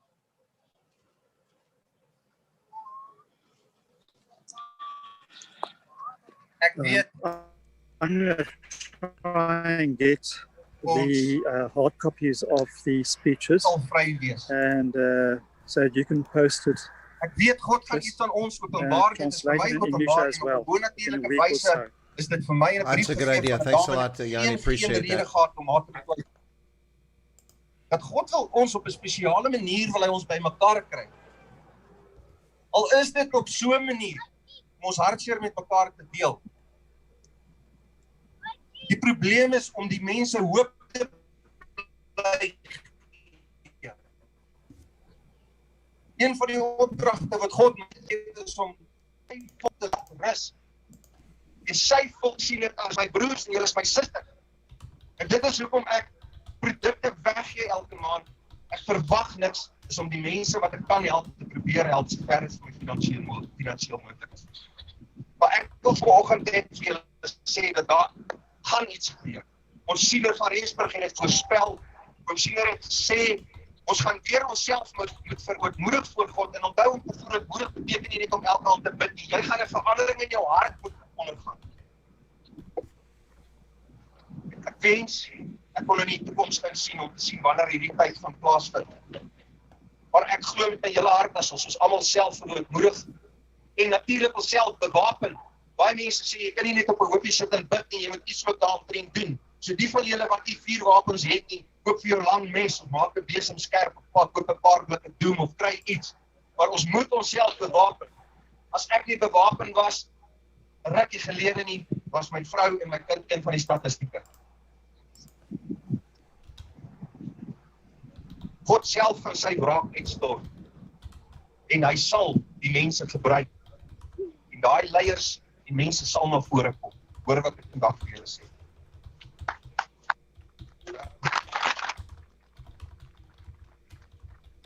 Net so ietsie wat ek hier geskryf het oor Sino van Rensburg, iets wat my baie lang bygebly het, is die feit dat hy op 'n stadium 'n visioen gehad het waarin hy sy eie dogters gesien het wat in die moordkampe, die konsentrasiekampe doodgegaan het.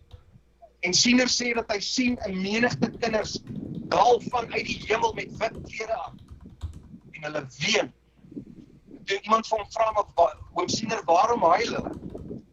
Hy sê, dit is nie trane van smart nie, dit is trane van blydskap. Omdat hulle besef, hulle het nie verniet sterwe nie. As dit nie vir ons ook 'n teken is dat daar ons uitkomste is nie, dan weet ek. En net soos ek nou die name genoem het van die nisme, die satanisme en die kommunisme, al hierdie goed wat verantwoordelik is vir ons lyding, wil ek aflei deur vir jou te sê dat ek het 'n klomp mooi woorde soms so vinnig uitgedink. Die eerste een is my Vader, die tweede een is verlosser, vrede, vreugde, vergenoegdheid, voorspoed, veiligheid, ons volk, vaderland, en dan die vierde.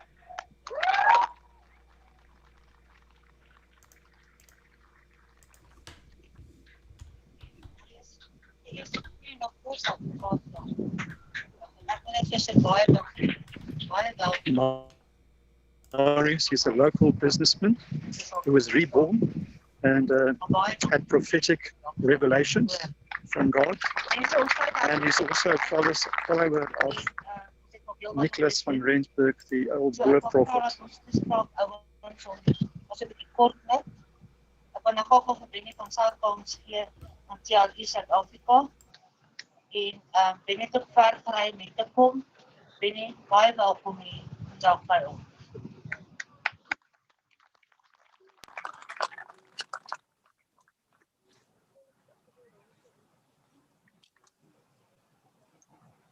Aan jou komitee en al die volksgenote vandag hier. Wat sê mens vandag as jy langs 62 kruise staan, wat ook weer ingepand word saam met alle hierdie. Al hierdie saam met 62 te veel. Die eerste een was al te veel gewees. Ons is in 'n siek land vasgevang. Ons kan staan en brul by die volle gemeenskap en buite ons in is, ons is vandag hier. Ons is vandag 'n realiteit. Realiteit wat ons elke dag nie doorstaan. Daarom moet ons vir sê, ons bou die toekoms, ons het nie monetiek, die hartseer wat hy beteken. Ons het ook die inspirasie gewees om te sê, maar hoe moet ons bou vir die toekoms? Ons vandag moet net stil staan, allemaal van die hier mag ervaring gehad, ons weer van die vyand en eie magte. Ek wil vandag vir u sê, jy moet gaan kyk, wie is ons vyand? Ons is baie keer, as ek so op sosiale netwerke kyk, ons is besig om van mekaar ons vyand te maak. Ons sê ons is Christene, maar as ons verskil met mekaar, dan sê nie een van ons, die Matteus 18 weg. Dan doen ons dit in die openbaar op sosiale netwerke. Dus weer kyk, hoe kan ons mekaar diskrediteer? Ek kyk vandag by hier. Ons stap eerbaar kan. Ons mag met mekaar gestop. Ons moet met mekaar gestop. Dit bring altyd beter denke na vore. Kom ons lyn sien terug, vir verskilling. Kom ons moet verantwoordelik. As ons praat van 'n vyand, dan ek lap die vraag. Ons gaan kyk na 'n ANC, weet wat is hy? Ek vandag plek, ek kan dit gaan Google. Hier het die dokument strategy en tactics. Hier het die dokument nasionaal demokratiese posisie. Dit sê vir die wêreld en sê vir ons, wie is ons en wat gaan ons doen? Al weinig mense wil ek raak dat daai goed gaan bestudeer. As jy dit eers iets studeer, dan gaan jy sien, waarom het ons elke dag gedoen? Ek wil oor my eie mag te praat. En ek dink dit is graag hier. Dit is ek wil vandag met u storie vertel. Ek gaan daarmee afsluit. Ons gaan lank met mekaar praat op 'n hartseer dag soos hierdie. Daar ek dit. aankom by 'n laar waar hy sy broers kos vat. Rooierig en mooi van aansien. En daar aankom vind hy 'n hele laar met vry daar staan met ewende broeke. Vang en hy sê, wat gaan hier aan? Hy sê, kyk hier op die voor. Hy wil hier een van ons met hom beklei. Hy sê, wat kyk dat een om, wat is die keer? Hy sê, wat kyk, wat is hierdie voor? Hy is onbevindbaar. Maar ek sal van. Is dit nou moontlik dat julle vir hierdie onbestede Filistyn bang is? Ek sal gaan. Sal sê, kom trek my harnas van. Dit is 'n feeslike groot daar. Hy trek die harnas van en ek kan nie eens met dit loop nie. Ek in my gedagtes sê, so is jou harnas. Ek het dit beter gemaak in toerusting. Ek gaan die woord aan. Dit is nie bringbaar. Dit is nie bringbaar. Hy daai afgesluiting van sou dit eendag gelaat. Hy harnas afgestap en gespreek en hy sê dit is gekom. Hy dink dit is. Wat sê die storie vir ons? David het 'n soliede geloof in koms van die pas. Dit ook daarna. Maar hierdie David was 'n sondaar soos elkeen van ons, net nie. Hy het geweet wie sy lewe te God. David het handelik opgetree. Hy het nie net agter die tent gaan sit en gebid en Goliat het neergeslaan. David het sy klippies gaan doen. Hy het opgetree teen hierdie Goliat in die regte gesindheid. God maak my David klein, sodat hy kan groot word. Daai in die storie Goliat gestaan en sy eie swaard sy kop afgepak. En toe die klomp bangbroek soldate ook hulle rol moes gaan speel. Jammer. Hy ook sy rol moes gaan speel. Daardie soldaat wat in die begin bang was. Ek wil vandag vir u sê, ons is elkeen anders saamgestel. Ons is elkeen anders toegedeel met talente. Ons is elkeen op 'n verskillende manier in die wieg gelê om ook 'n verskil te maak. Ek wil kyk dat ons by Dawid kan ons kan leer. Dus God reg deur die hele Bybel keer op keer mense gebruik om 'n verskil te maak. Met Josef en Samson, met Daniel en Goliat, ons kan aangaan. Met Daniel en Gideon, ons kan aangaan, reg deur by mense gebruik. Wie het hy gebruik? Daardie een wie se verhouding met God reg is. Is my verhouding met God reg. Is u verhouding met God reg. Sal God vir wie nie kom sê, ek wil jou graag gebruik, of is ek verkeerd in die lig gevind. Met dit in ons hand, kan ons hierdie toekoms doen. Ek wil vandag vir u sê, ja, ons moet paraat wees. Ons moet ons verweer teen die onding wat besig is om te gebeur. Dis ons verantwoordelikheid om dit te doen. Dan sê ek vir u, kom ons gaan tel die klippies met die regte rede op. Nie tot eer van my of my volk nie, maar saam met my volk tot eer van God. Mag dit in elkeen van ons bevestig word en sê, so stap ons die toekoms. Ons is nie bang vir hom nie, want ons weet God was in beheer, hy is in beheer en hy sal ook in beheer wees. Kom ons wees 'n ware kryger vir hom. Baie dankie. Ek wil sê vir al die mense. Dag, staan voor ons, daar's bestaan, dis nog 'n vriende van ons. Ons sal nie verloor het, dis 'n pryse verstaan, op die weg. Baie sterk, ons kan nie troos vir hom. Ons weet, dat ons die krag gaan vind, op die toekoms wat om te gaan, wel wetende. Ons is kinders van God. Baie dankie.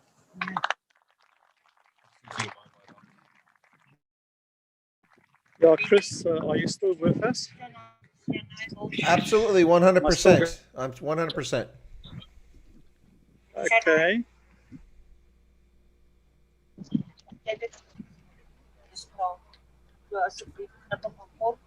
Ons waardeer jou. Sy het laas jaar 'n prys ontvang. Dis reg sê. Sy wil net graag vir julle sê. Goeiedag almal. My naam is Wilson. Ek is Gavin Wilson.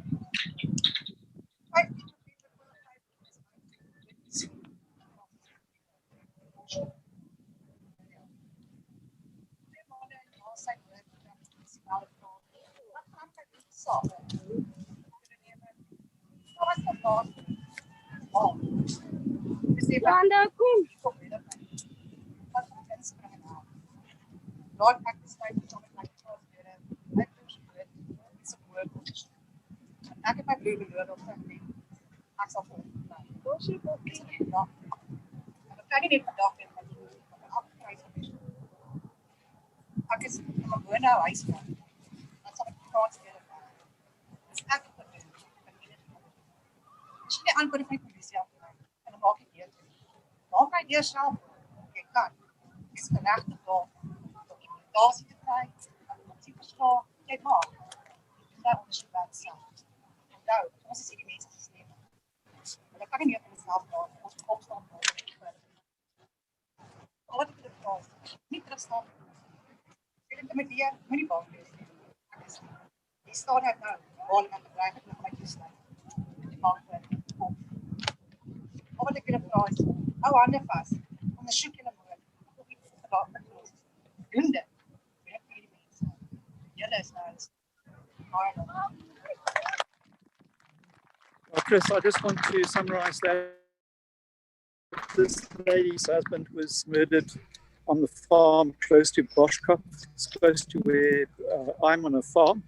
The police just did nothing and they threatened to lock her up. This is typically, if you've got trouble and if crime is committed against you, many people don't even want to report it at the police station in fear for being locked up or intimidated. Steve Hofmeyer is about to come.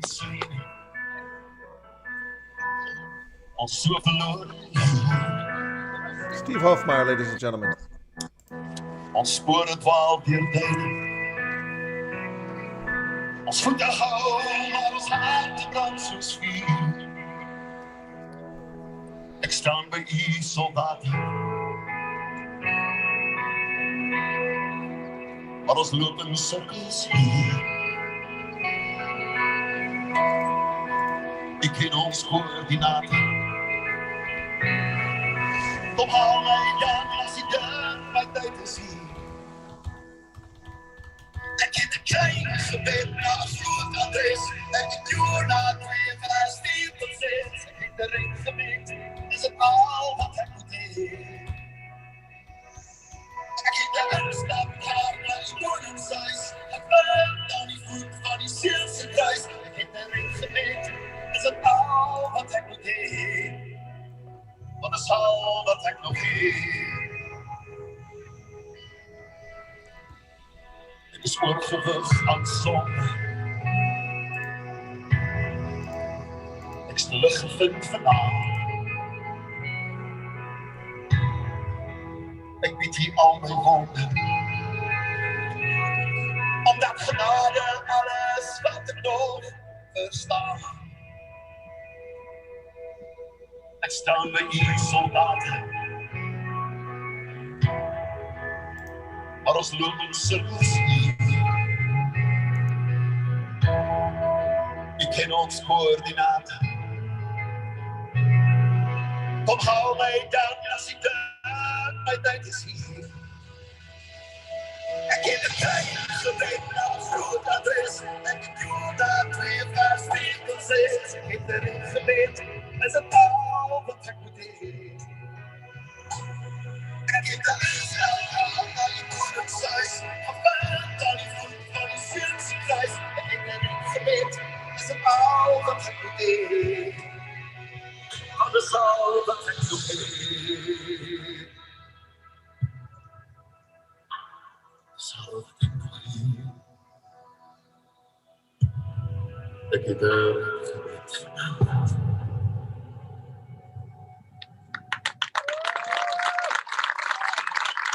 Baie dankie. Dit is my eerste keer hier. Ons het 'n enorme voorreg. Emotional Steve Steve Hofmeyer. Hofmeyer. So vinnig deurwerk as moontlik. Ek mag nie uit die hart uit praat nie. Ek mag nie uit my kop uit praat nie. Ek moet neerskryf wat ek gaan sê, anders vloek ek, anders skree ek, dan sluit hulle my toe voor 12 uur. Dit is hoekom ek opdaag met hierdie papier. Ek staan hier en onthou die 29 Augustus was my verjaarsdag. 2 dinge, 3 dinge, 4 dinge het gebeur op daai dag. Ek was baie ver van hier af. Ek was by 'n oord in KwaZulu-Natal. Ek het gesit op 'n stoep met 'n bier gedrink. Op dieselfde tyd wat Glen Rafferty vermoor is. Op dieselfde oomblik wat Vida Rafferty vermoor is. Op dieselfde tyd wat die motorfietsgemeenskap in Suid-Afrika vir ons gewys het, hoe lyk saamstaan en hoe lyk 'n gemeenskap in solidariteit. Ek was so trots, maar ek het hulle gemis. Ek praat soms as 'n Suid-Afrikaner, maar nie vandag nie. Vandag praat ek as 'n boere-Afrikaner. Soms bietjie meer die een as die ander. Hier is ons nou, nie gedwonge nie.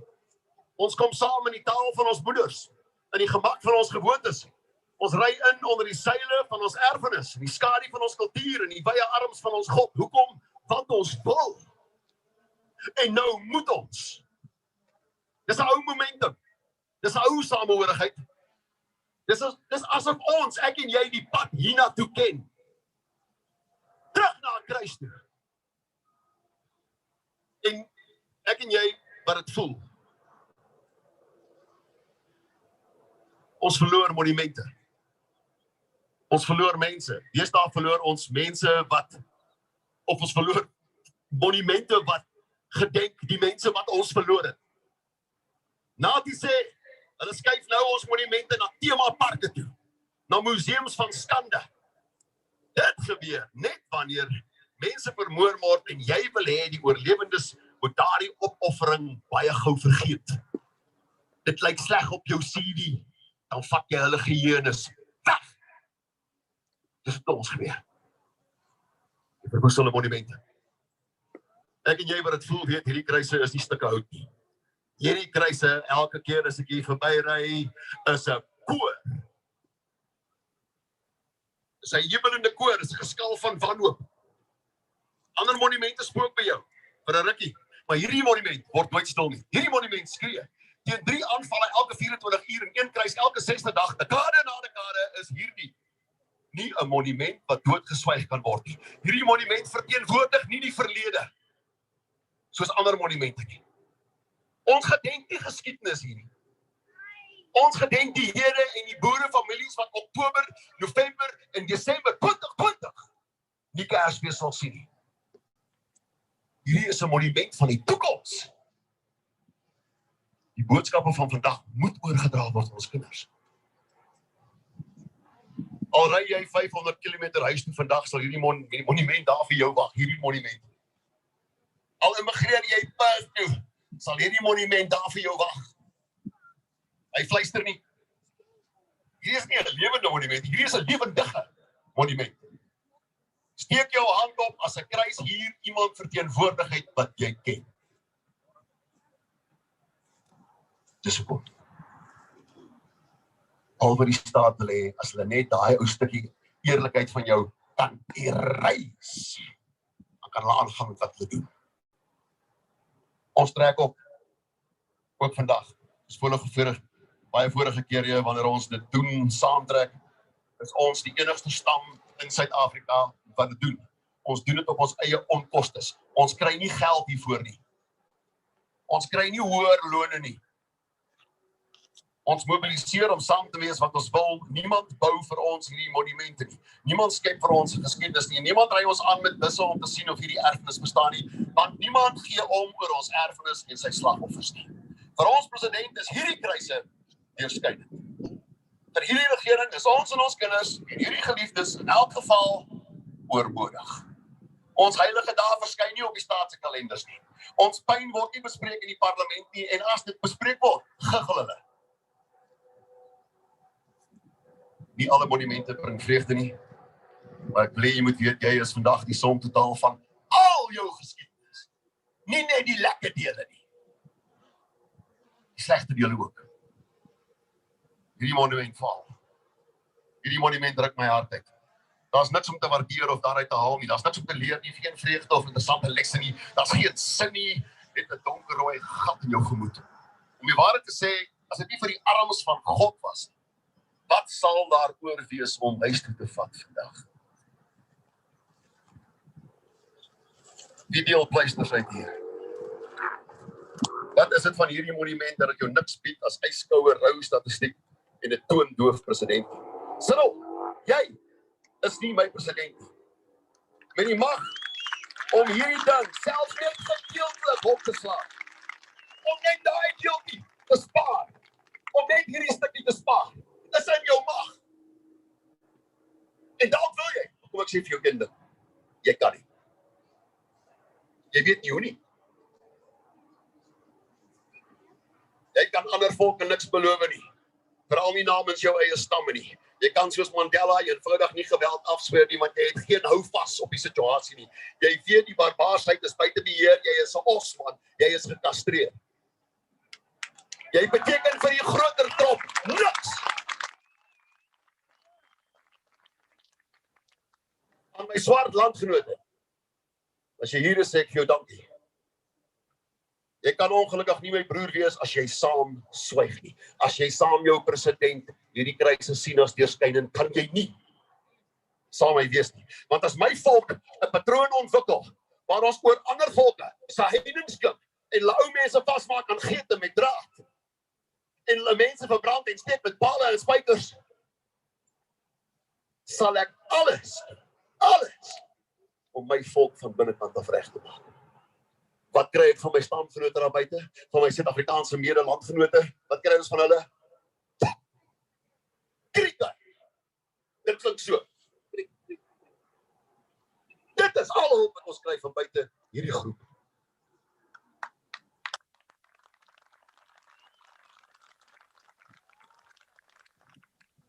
Ek sal alles doen om my mense van binne af reg te maak, as hulle so iets sou pleeg.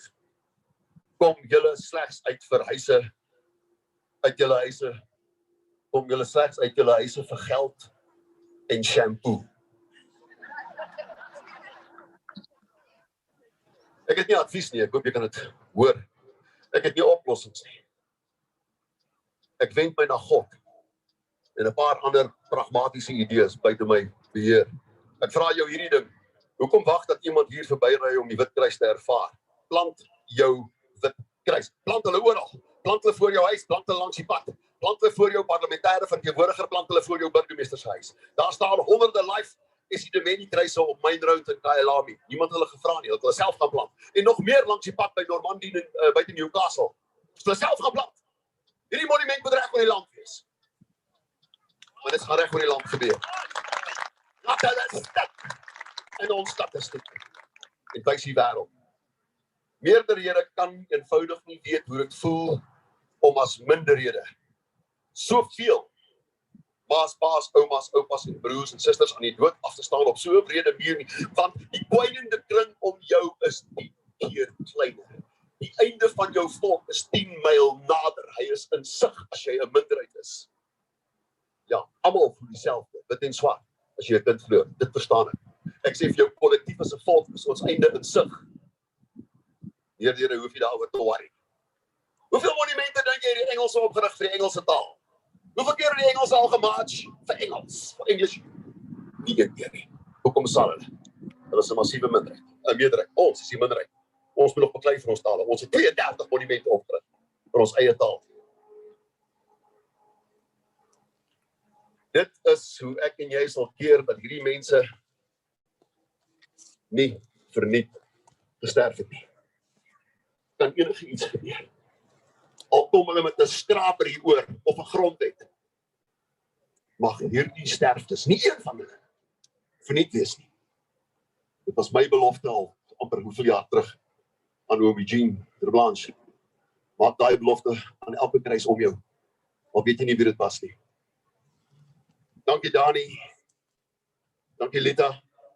Veral jy wat vreesloos bly staan terwyl almal om jou val. Ek bid jou seën, vrede en veiligheid toe. Dis vir my die grootste voorreg om hier te kan wees. Ons het almal broers en susters verloor. Ek sê vir die baie dankie.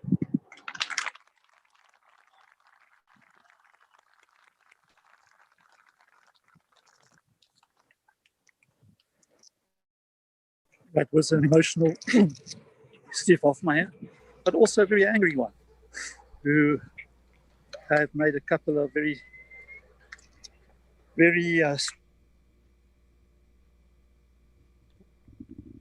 opposition at the moment in this country, and he had some stern messages for Ramaphosa.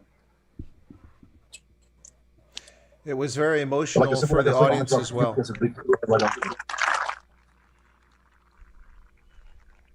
Ons staan net hierso. Nou die kruise oorhandig, ek sê daar op 'n plek. Dit sal help.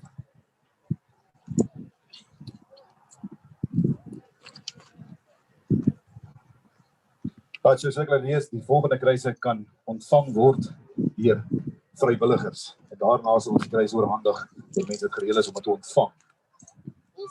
Dus ons weet elke kruis is verloor is vir ons en dit raak jou direk, nie indirek nie, dit raak jou direk. There is a cross handover. 61 of them today. Some of the murders that happened last year included. And those are going to be handed out. A couple of thousand. So as jy die kruis kry, as jy weer vra, jy staan, dan voel dit so 12 maand, maar dis soveel kruise kan hele maand.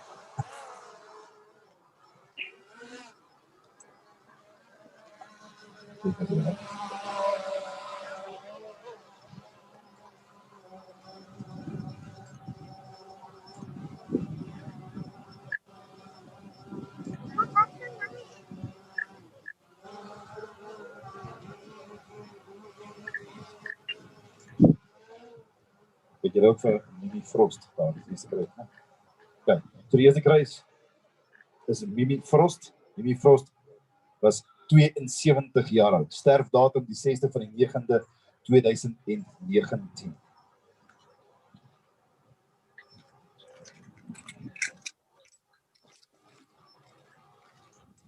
Enige vrywilliger, ons kort nou vrywilligers om hierdie kruis by Steve te vat, ek staan net vir ons hierso in 'n halfmaan asseblief. Alle vrywilligers, julle kan sommer oplaai waar jy is, maar net nie naby storm, julle kan net so 'n bietjie wag en dan begin ons sommer daarso, soos jy kruis ontvang by Steve, dan staan jy daarso. Dankie. Karen Turner, sy was 31, luister mooi, 31 jaar oud, die 16de van die 9de maand 2019 vermoor. En ek sê jy is vermoor, want dieselfde vermoor en sterf, is nie dieselfde smaak wat in my mond los nie. Is nie dieselfde ding nie. Vermoor is heeltemal anders. So ek sê dat hoe dit is, vermoor. Right, Sean Krull, guys, enige vrywilligers asseblief, julle kan nader kom. Was 48 jaar oud, vermoor die 20ste van die 9de 2019.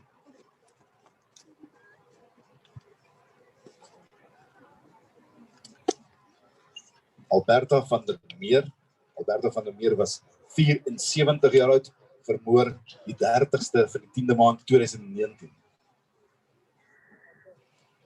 Ons is nog steeds op vrywilligers, enige vrywilligers, julle kan die Steve, wie so kry, so by Steve kry, en daar gaan staan, dankie. Dit is al 'n half maand so voor hom.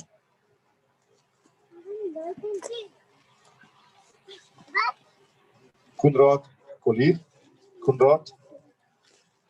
was 53 jaar oud, vermoor die 30ste van die 10de maand 2019.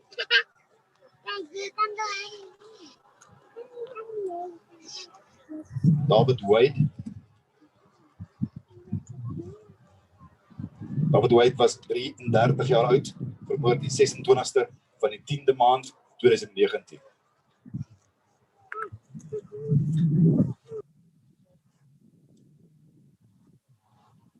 En Rita Spannenberg, so 86 jaar oud, tweede van die 11de maand 2019 vermoor.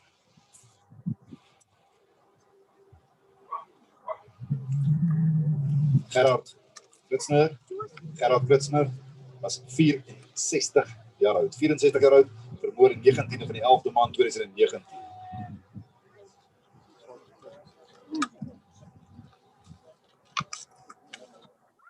En Skalk van der Merwe was 64 jaar oud, vermoor die 24ste van die 11de maand 2019.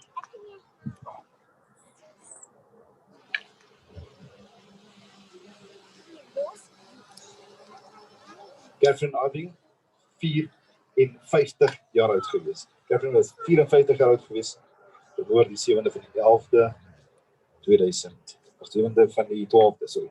7de van die 12de 2019. Henry Brown was 70, vermoor 24ste van die 12de maand 2019. As jy mooi geluister het, dit is presies 1 dag voor Kersfees. Eugene P. Du Plessis was 54 jaar oud, vermoor die 13de van die 2de 2020.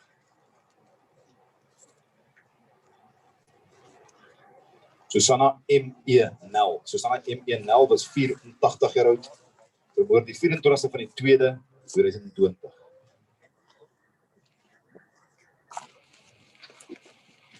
Patricia Taylor was 65 jaar oud, vermoor die 24ste van die 2de 2020.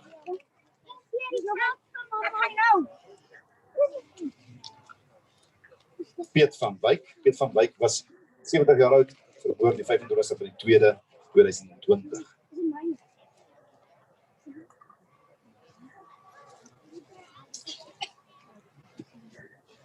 Charlie Hart was 75 jaar oud, vermoor 14de van die 3de 2020.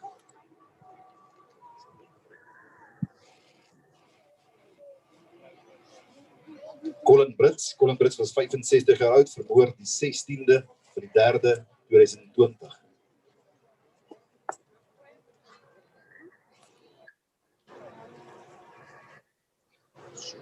Alwyn van Sail was 79 jaar oud, vermoor die 20ste van die 3de 2020.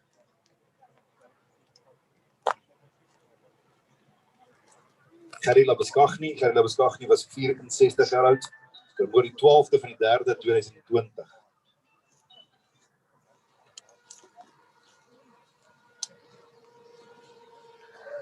Rini Verster was 85 jaar oud, vermoor die 15de van die 4de 2020.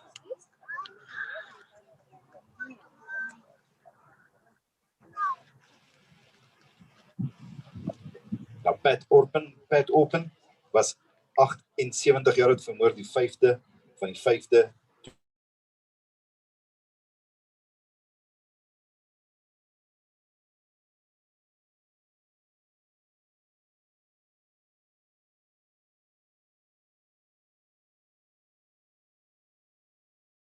Folks, I've lost the audio, so I'm not sure what happened there.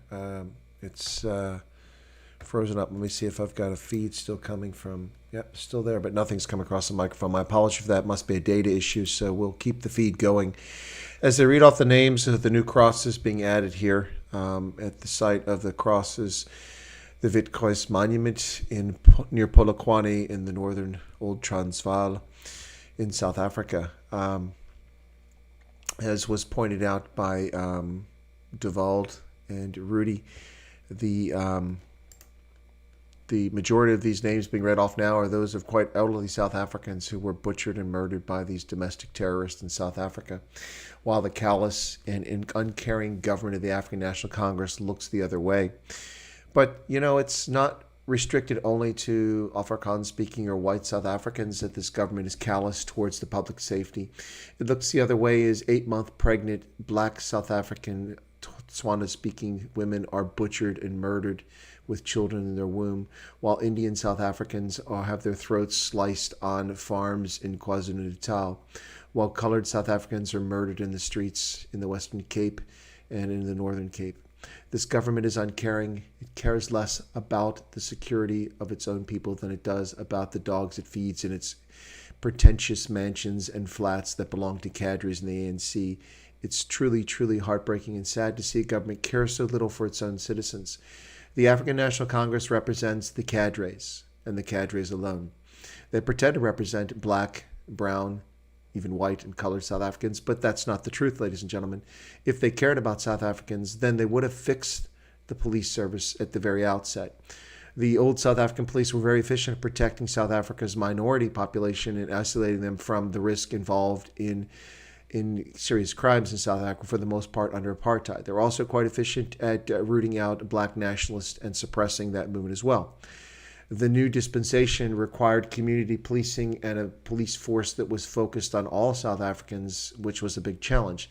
But that required financial investment and contributions to training, the development of proper forensic facilities and capabilities across South Africa, and equipment so that police officers could get from place to place and communicate, as well as a serious regimen of discipline for the police. But none of that has taken place. We have a succession of corrupt ANC cadres not qualified to be the head of the police, running the police, all kinds of buffoons who are responsible for it. The current minister, who is clearly out of his element and is clueless as to public safety and uncaring to the safety of South Africans.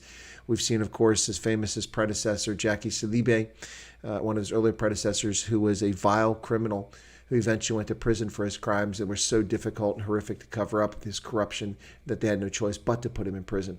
This is the state of the South African police service in South Africa, a police service that preys on its own citizens. Yes, there are no doubt honest, hardworking, patriotic police officers, but as a force, it's bankrupt. And this is sad for South Africa. Add to that the criminal injustice system. Yes, I did say injustice system, a system that rarely prosecutes people for capital crimes, certainly only goes after the high-profile capital crimes, does not deal in the vile rapes and murders that take place across South Africa. 50 to 60 people each day murdered in South Africa. This uncaring, capricious governance from a government that's more concerned about banning tobacco with a lack of scientific data, attributing it falsely to COVID-19. That seems to be its priority. Its effort to destroy e-commerce by its incompetent communist ministers responsible for trade in South Africa, Ibrahim Patel. Folks, they were reading the names off there. I lost the signal from Yanni Meyer, who is at the scene. And so I'll continue here for a few more minutes on this line, and hopefully Yanni will get back to me. Let me see if he sent me a note. He has not, so I'm just waiting to see. He's lost the signal. I don't know, perhaps his battery may have died. He's had his mobile, but he was recharging it there, so we'll see. Anyway, folks, you've been listening so far to the Witkruis monument ceremony taking place, the upgrade of the crosses at the Witkruis monument, the White Cross monument that is in northern South Africa in what was known as the former Transvaal Republic, near Polokwane, formerly known as Pietersburg, in South Africa. Ladies and gentlemen, we're talking about farm murders in South Africa, a truly tragic situation. They were reading through the names of all those who passed. Sorry, I was reading the Viking Boar. I thought that was something serious there, but I get your poignant comment there, Viking Boar. Yes, let me read through, folks, some of the statistics from this year, what's been happening here. It's just absolutely insane, the nonsense that's taking place in South Africa. And it has been ignored and covered up by the government of South Africa itself. Now, where is my data? It has disappeared here for some reason. I'm not sure what happened to my data there, folks. There it is. This year, 304 confirmed farm attacks across South Africa. And we're not even two-thirds of the way through the year, ladies and gentlemen. We're just approaching two-thirds of the way through the year. 304 confirmed farm attacks in South Africa, vile attacks themselves, that have included 46 murders on farms in South Africa this year. And this is not of great concern to the African National Congress. Why is it not of great concern? That's a good question. They dismiss it and they try to use moral equivalency, talking about other issues in South Africa and saying that violent crime is rampant in South Africa. Yes, it is rampant, but what does that have to do with farm murders and rural murders in South Africa? Very little, ladies and gentlemen. These attacks are quite vicious and vile and unbelievable the way they take place. If we add these up, as was mentioned earlier in the stream by Yanni, if we actually add up the number of attacks against white South Africans across the board, violent capital crimes that have been taking place, particularly in 2020 in the midst of the lockdown, we begin to see a pattern emerge, and it is not an encouraging sign. It is not an encouraging sign. There are 53 crosses being erected today, and you're hearing the names of those crosses for those who passed away. Many of these people are quite elderly and, of course, defenseless when these thugs arrive on their farms in rural South Africa to torture and murder them in the most vile fashion. Of course, Steve Hofmeyer famously did a movie about farm murders just a couple of years ago. You can find that online. That was a very compelling movie that he did. Very thankful that he did that movie to draw people's attention to this crisis. But ladies and gentlemen, the world has been silent for too long. South Africans in their midst, in their majority, have been silent for too long. Black, white, colored Indian South Africans have been silent for too long about this issue. The denial of the president, of course, of South Africa, who says things like, white people by nature are racist, and that is why we have gender-based violence. When you have that sort of idiotic logic taking place by the head of state in a country like South Africa, it's no wonder that this issue isn't taken seriously, and it's long past the time it should be taken seriously. Of course, those of you who follow my channel devoutly and stick with me know that I don't just talk about farm murders in South Africa. I talk about the high incidence of horrific violence in South Africa that applies across the board, and it affects more black South Africans numerically than it does any other group. However, as a percentage per 100,000, the number of rural farm murders far exceeds any other ethnic group or occupation in South Africa. It's more dangerous, as was mentioned, to be a farmer in South Africa because of these attacks than it is to be a police officer. And that's saying something. We just saw one of the high-profile investigators in Cape Town assassinated in his front yard yesterday. Very dangerous to be a police officer in South Africa, but far more dangerous to be a rural farmer in South Africa, particularly a white rural farmer. It's quite sad, ladies and gentlemen. General Inflatables has joined us. Welcome for joining us there. Let me catch some of the chat here really quick while I look to see if we get Yanni back here. I'm not sure. I think like I said, his battery may have died on his mobile. So in the meantime, while he gets recharged or gets a connection back, let me get some of the comments coming in here from folks. Yes, the old saps and those yellow canaries, real policemen, says Steve. Andre from Royan says, people don't understand. I knew from 5 years old you're dealing with the devil's representatives on earth, the liberal filth. You asked for it, you got it. Yeah, well, a lot of people have buyer's remorse about their decision to vote to end apartheid in 1992 with the referendum that F.W. de Klerk put on the table.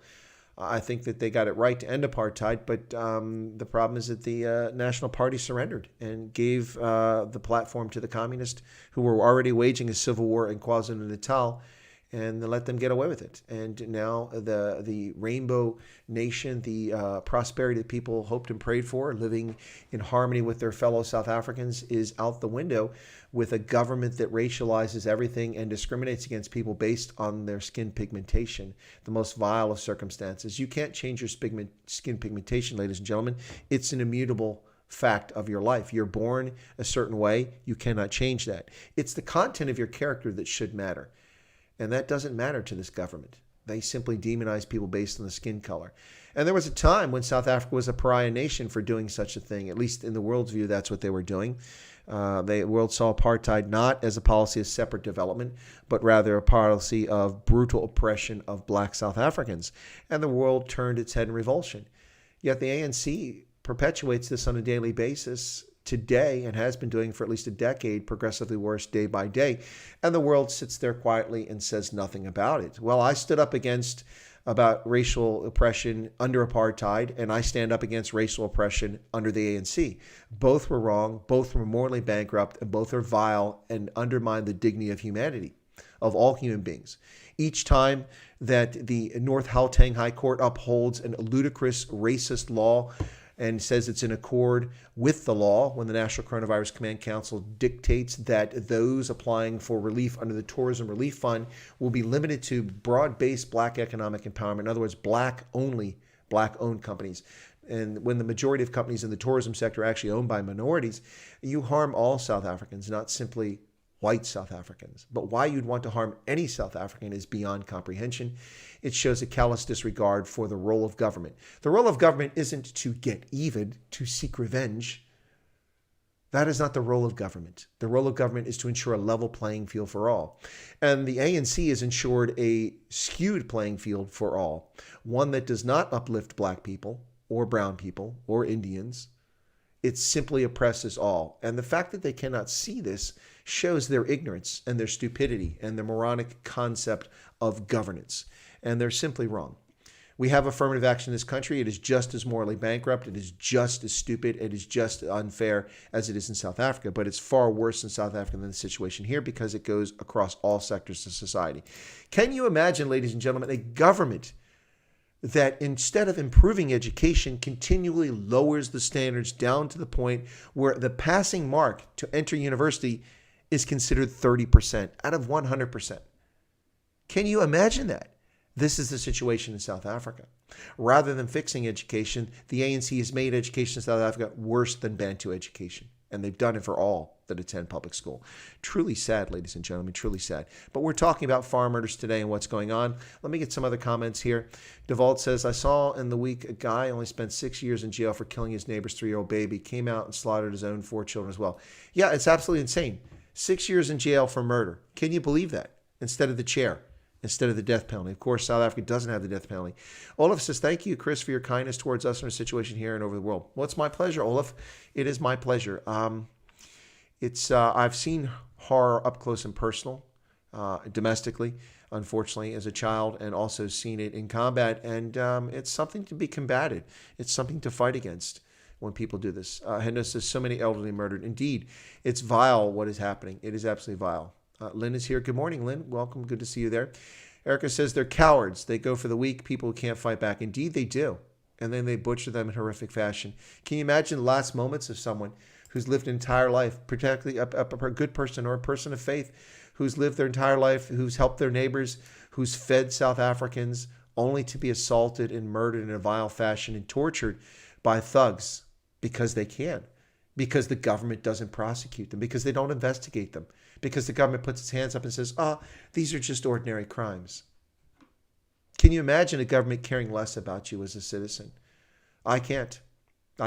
While we have fictitious Black Lives Matter nonsense in this country in which people cry with their mobile phones, driving around in their cars, watching their cable television, appearing on television, in sports leagues where 78% of the players are black, yet only 13% of the population, 6% of the population are black men, but 78% of the NBA is black. The minimum salary is $850,000 for a rookie.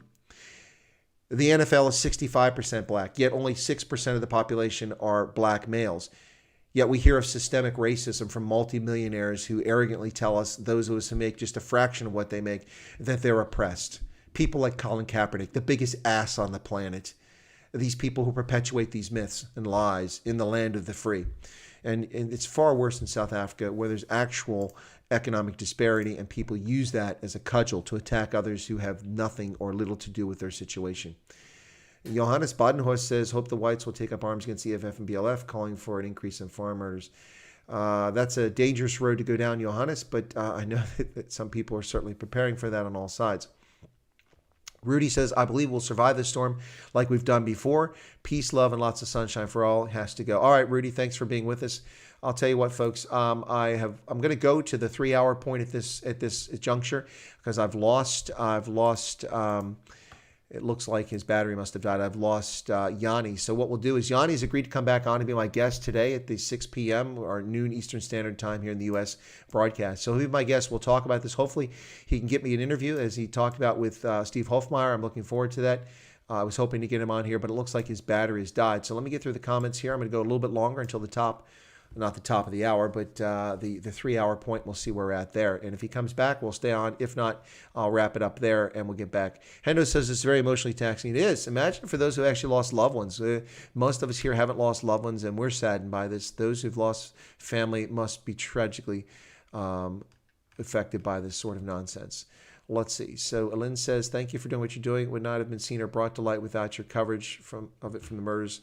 Can we not involve The Hague? The Hague has no jurisdiction, Lynn. I appreciate the thought, but CJHS-SHJC says the National Party sold us out. Indeed, as time passes, it looks more and more, as more information comes to light, that the National Party did, in fact, sell out all South Africans. Hashtag ANC must fall ASAP. I think a lot of people agree with that these days. Don't come to South Africa at the moment, Chris. We don't want you murdered. No, Erica, they're going to have to be pretty clever to get to me. Trump must stop financial aid to this corrupt ANC.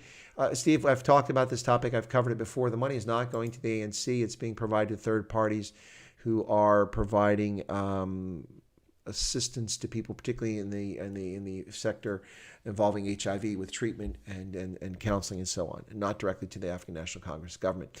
The one benefit that the ANC does get, which benefits many South Africans, is African Growth and Opportunity Act tax exemption from duty. So it's interesting. Someone asked me to send something to South Africa, and they're receiving it, and they're paying 35% duty on goods, small items, only a handful of things which were overvalued by the South African Customs Service. They're going to pay 35% duty, 1,275 Rand duty on these items. If they sent the items to me, they would come into this country duty-free because there is no duty applied to them in the United States on South African goods. Now, how is that fair trade? It's not fair trade, and it benefits the corrupt elites in South Africa from BEE enterprises, as well as the existing long-standing enterprise in South Africa who profit from this in the business sector. So there you go, folks. Yanni's back. Okay, let's see if we got him back here, folks. Let's see. Trying to get him back in. He might have switched to a different mobile. We'll see what's happening here. I'm trying to get him to join. I think, like I said, his battery might have died. You can't see him, but I've got him trying to join here. So we'll see if he comes back, folks. So don't run off. We've lost about 7 people, but you left too soon. Yanni might be back. But back to the Viking Boar says, you are 100% correct. Acts 17 hath made one blood, all nations of men to dwell on the face of the earth. Well, I'm not good at quoting the Bible, folks. I've never read the entire thing, although I was a churchgoer for a while. Stander says the National Party and big businesses started to negotiate with the communists from 1986. You are correct about that, about who gets what when apartheid ends. It was never about race. No, just like in Zimbabwe, it was never about race. It was about what could be stolen from the economy by ZANU-PF. When they ran out of things to steal, they turned on the farming sector, and it got nasty. It wasn't about race. So they are now arresting female legislators who are lying in hospital and imprisoning them, accusing them of lying about being sexually assaulted and raped by government officials when they were fraudulently arrested. So that's the government response. Now, what does that have to do with race? Nothing. What does that have to do, Uncle Bob, with kith and kin? Nothing. You are a liar. You're a piece of slime. I hope that you are rotting in hell, Robert Gabriel Mugabe, and all the ZANU-PF thugs who've destroyed Zimbabwe for all Zimbabweans and lied about race and used race as an excuse over and over and over. Yanni is not getting in. I'm not sure what's going on, but I've tried to invite him back in here. He used race to lie, to bifurcate Zimbabweans on race, and it worked for idiots and the unknowing, the uneducated, the gullible. And the same thing happens in South Africa and the United States, where the gullible are hoodwinked by people who use race to bifurcate society. It's a tool, ladies and gentlemen. Are there racist? Of course there are racist. There are racist of all ethnicities. There will always be racist. There are idiotic people who believe that one race is better than another. That's nonsense. That's nonsense. We are all created by our Creator with our own abilities. And they're not based on race. They're based on our innate abilities. And we develop them or we don't develop them, either through our own making or through society inculcating values and norms and education into us. So Yanni's dropped off again. I think he's having trouble with his mobile, so we'll hang on, see if he can come back on here. But ladies and gentlemen, those race merchants are wrong, morally bankrupt, and we shall fight them. We shall fight them. Whether they're white, black, brown, blue, green, it doesn't matter. These people do not deserve a platform. Whether it's Black Lives Matter, the domestic terrorist organization here in the United States that demands fealty. It demands that you bow on a knee and supplicate yourself before their racial supremacy group. And no, make no mistake, ladies and gentlemen, Black Lives Matter is not about equality and ending systemic racism, which doesn't exist, but ending it. No, they're about racial supremacy.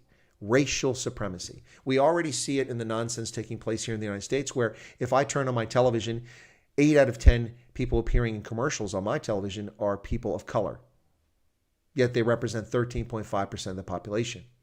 Now, how is that equality? If we just play the little numbers game they like to play with affirmative action, 75% of the people appearing on my screen should be white men and women.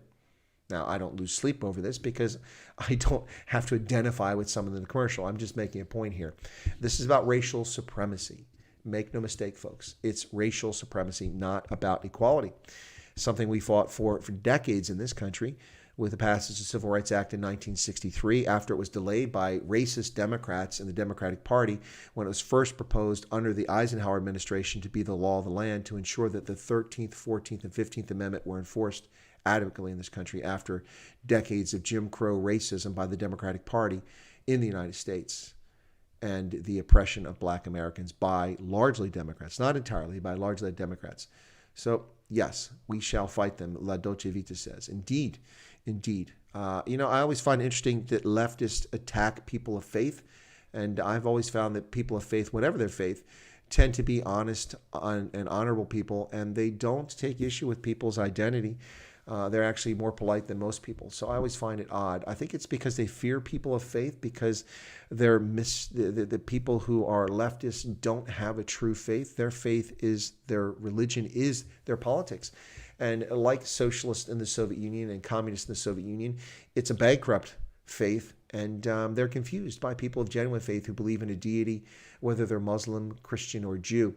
And it confuses them, and it scares them. And I think that's why they attack people of faith. And it's rather unfortunate that they do that.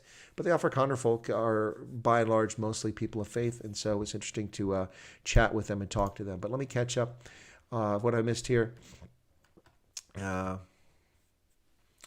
Okay, I don't think I've missed anything. 30% suits their evil nature. And pure horror, like I saw a movie. Whoops. Oh, okay. I see Jeff has shown up again to troll. Wow, you're just really bored there, Jeff. You want to ruin the moment for other folks. Klaus Veltman, what about the rumors that Zimbabweans are the bought thugs that commit these? Those are rumors, Klaus. I've seen no evidence to support that, and also would find it difficult to believe that that's the case. There's no need to do that. I mean, let me give an example of a story that happened here in 2000, so 20 years ago now. I was in KwaZulu-Natal. I traveled down there. On the way down, I read a story from Europe. I read a story in the Wall Street Journal talking about the brutal murder of a retired Norwegian farmer who had moved to KwaZulu-Natal because he retired in Norway. He wanted to do something positive in the new dispensation for South Africa. So he went to a derelict farm near Elandskraal in KwaZulu-Natal. Elandskraal is very close to the Rorkersdrift station by the Buffalo River, which was the place where the Battle of Rorkersdrift took place, not too far from Isandlwana. So near Elandskraal, this Norwegian farmer bought a derelict farm, came with his wife. He was in his late 60s, I believe, if I recall correctly. He brought the farm back to life with his retirement income. He hired a couple of dozen Zulu who weren't employed to work on his farm. But at some point, the workers became greedy and thought that they were entitled to his money. So what they did is they hired a couple of thugs from Joburg to come down to KZN for the weekend when he collected the wages from the bank and was going to pay them out on the weekend. And they attacked him and his elderly wife in their home. The wife was locked in the pantry because she was shrieking and they didn't know what to do with her. And so they put this man on his knees, 74 years old or something like that, I think he was at the time, when it happened. And they pistol whipped him to death. The wife escaped out a window in the pantry, which they didn't notice was there. She crawled across the thorn bush on a ridgeline to the closest farmhouse, and her husband was murdered.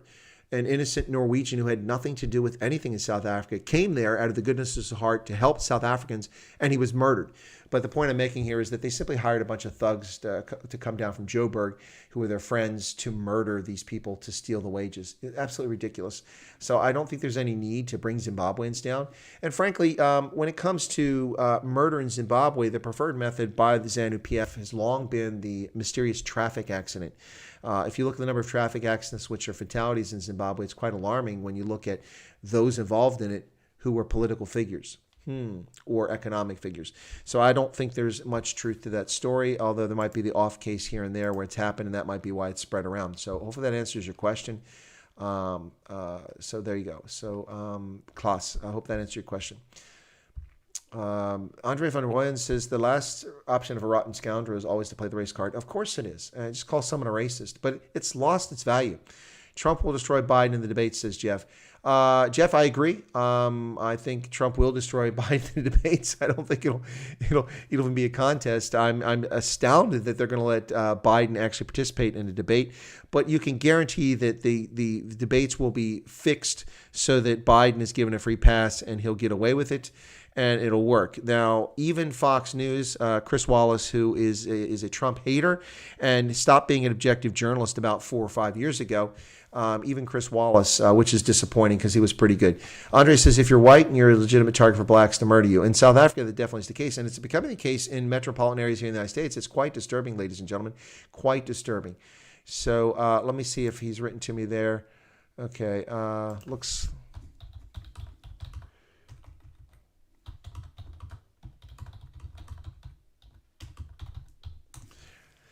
I just sent a note to Yanni to let him know it looks like he's off the networks. Well, Klaus says, thanks, Chris. You're welcome, Klaus. My pleasure. I don't dismiss it. It may be possible, but I don't think it's likely. So honestly, folks, let's. I'm not, and this is not directed at Klaus and not directed at anyone else, but when people are uncertain and they don't have the facts, it's easy for rumor and innuendo to spread and for things to get out of control. So when it comes to the farm murders, that rumor has circulated that Zimbabweans are responsible for these, but I think that's simply an effort by South African political figures to distract or obfuscate the situation. These are homegrown, vile acts by and large, and I would be very surprised to see if, in fact, Zimbabweans or others were involved. There's no need to hire them. It simply can be done by South Africans and has been done by South Africans. So I think that's important, not to let fear rule us. And I think that fear plays a role in that conversation. And again, that's not an attack on Klaus. I'm just saying that in general about things. So Klaus did raise a very good question. Do you believe Soros is behind a lot of this? No, Steve, I don't believe Soros is behind the farm murders in South Africa. I do believe Soros is behind the undermining of America's democracy, our liberty, and our justice, criminal justice system by funding prosecutors in cities who ignore the rule of law and allow people to be butchered and murdered, like this savage district attorney in Philadelphia, who is responsible for the deaths of many Philadelphians, black and white, as a consequence of his allowing criminals to run free and rampant and get away with capital crimes in Philadelphia, funded by George Soros, very much like the vile, disgusting filth who is in Missouri, in St. Louis, who sought to arrest a couple for defending their home, despite the fact that the state of Missouri has a stand your ground law that allows them to defend their home. They were accused of brandishing weapons from their own property when thugs broke onto their property and threatened to torch and burn their home to the ground and their very physical presence. They were charged with a felony. Now that's been dismissed, but the fact that they were even charged is ludicrous, and that's happening all over America now, and that is funded and supported by vile, disgusting, Jew-hating anti-Semites. Yes, I know he's Jewish, but he's an anti-Jewish, anti-Semite, Jew-hater himself, George Soros. And yes, I know he's Jewish, but he and his family were collaborators who turned in Jews in Hungary during the Second World War. And yes, the left will come back and say that's been debunked. It has not been debunked. It has been proven. There are witnesses to it.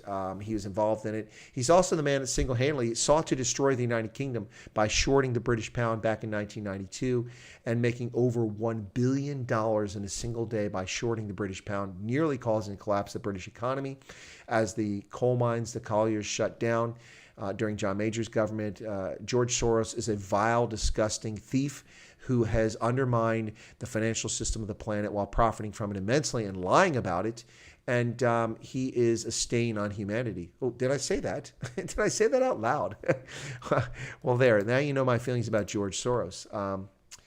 La Dolce Vita says your daughter never goes shopping without being armed. I don't blame her with such rampant rape. Andre Van Joen, Chris, will USA support South Africa, white South Africa's weapons and war breaks out? No, Andre, I wouldn't count on that. I would not count on that. That would be a very unusual situation. Proudly Neanderthal is here. Where have you been, Proudly Neanderthal? I've been back for nearly a week now. Haven't seen you. Welcome back. Good to see you. Welcome.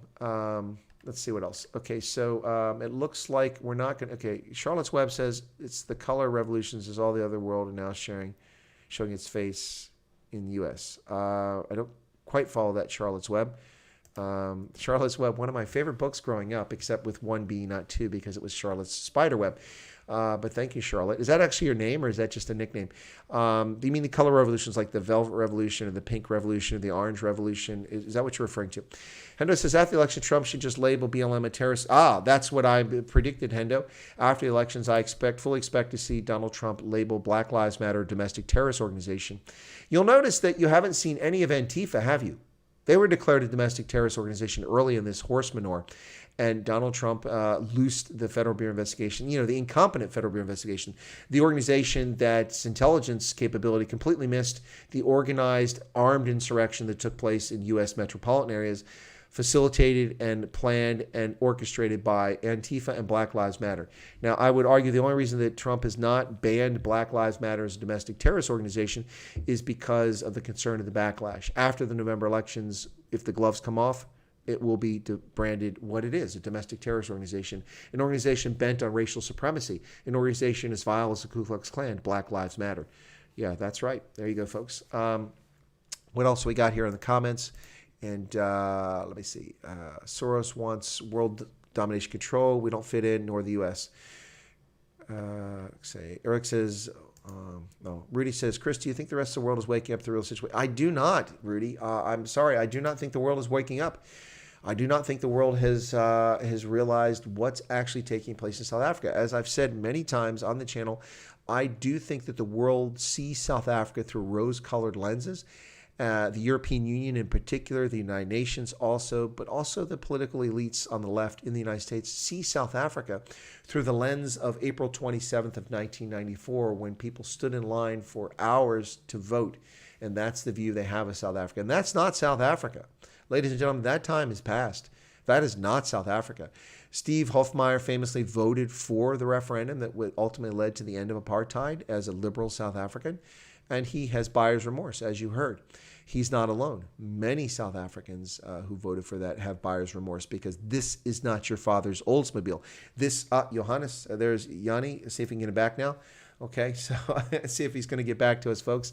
Trying to get Yanni on the channel here now. All right, there's Yanni. He's coming back. Did your battery go flat?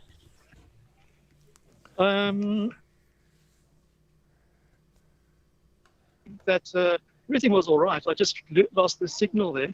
Oh, okay. I did record what the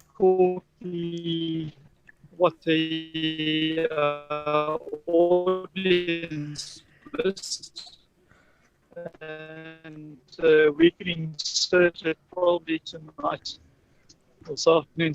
Okay with you? The signal's kind of broken up. Your sound is not coming through very well.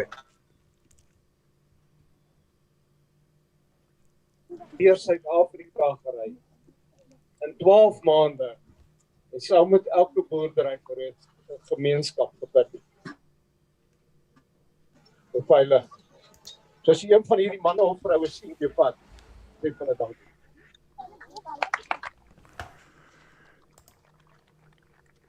Net seker maar Chris, could you see die that? regte mense hier so by my het. Julle is wat sê?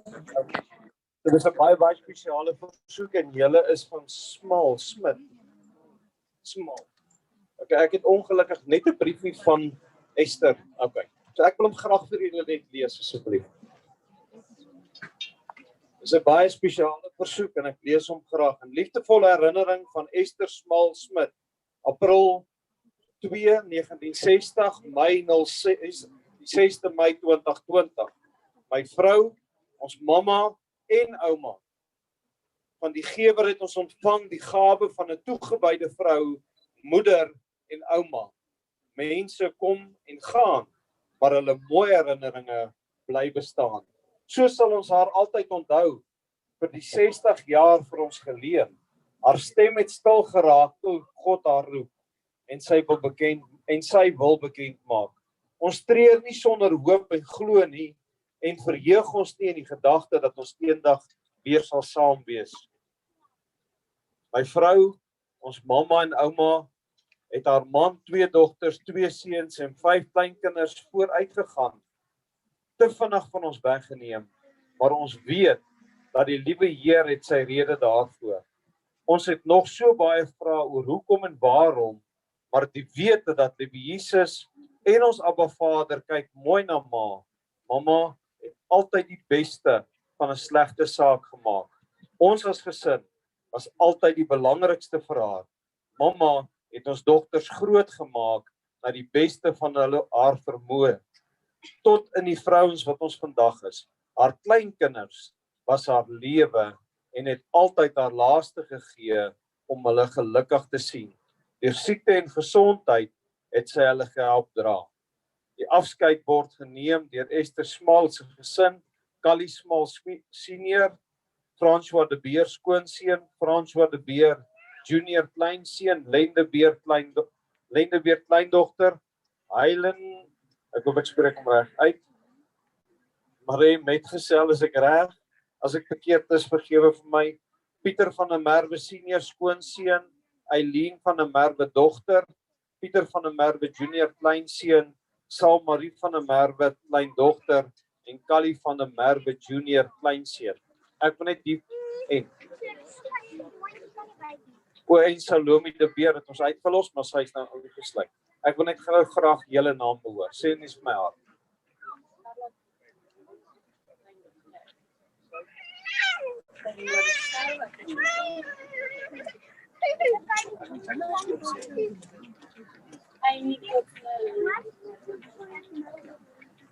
Ons gaan vir hulle die geleentheid gee, hulle het hierdie gevra om te gebeur, maar voor dit is daar iets wat nie vandag gebeur het nie, en dis deel van wat ek moet doen, Lita. Ons gaan ons weer gaan. Daar waar jy is, sit agter daai kruis, klim van jou stoel af. As jy sukkel om op te staan, jou buurman gaan jou optel. Maar ons gaan bid vir hierdie land. Kom ons met daar was is. Pray for the country. Pray for the country. Almagtige God en Hemelse Vader, ons kom vandag na U toe en ons roepe is nie omdat ons nie hoop het nie, Here. Ons roep is dat U ons sal bymekaar bring, bymekaar sal voeg. Here, soos wat die liedjie van Dani gaan, maak iets in die boer wakker. Bid ons, Here, dat U iets in ons Afrikaners sal wakker maak, wat ons paraat sal maak.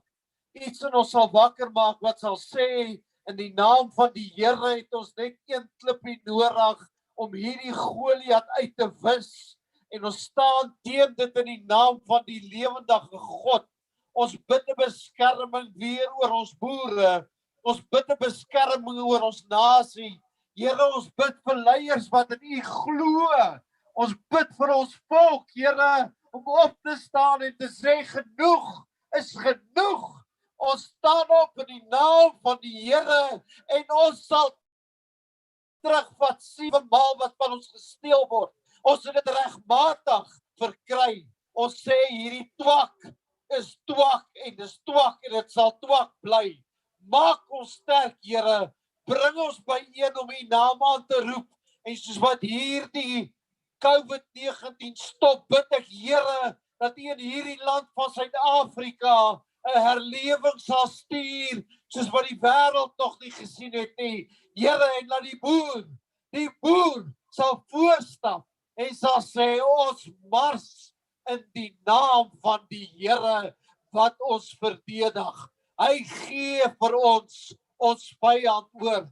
Ons lê 'n gelofte af.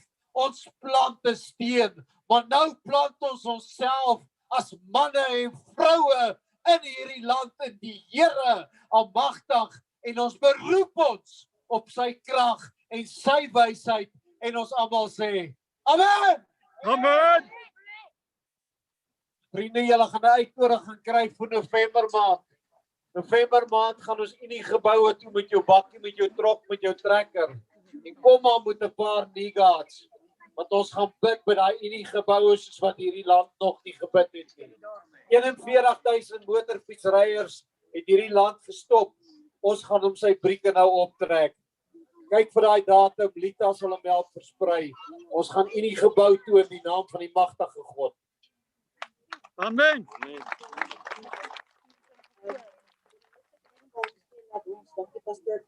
As ons dit pryse plan gaan die uitgegooi word. Ons gaan 'n verbaring met sy kanon. Ons amper op die einde.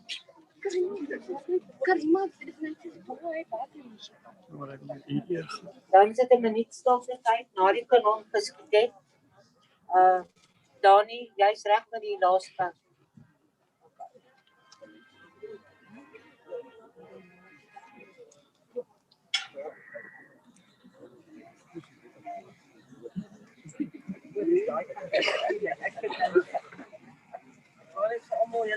Net so waarskynlik.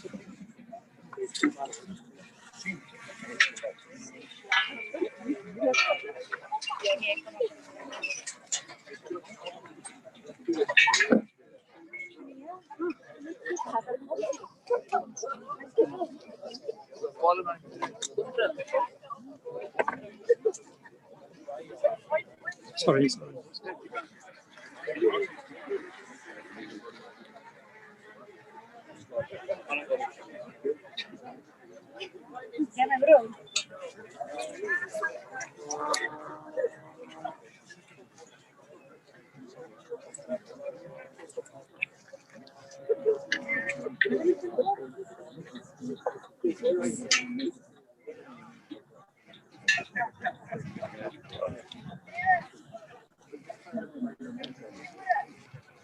Kan nie julle moet almal skuif so.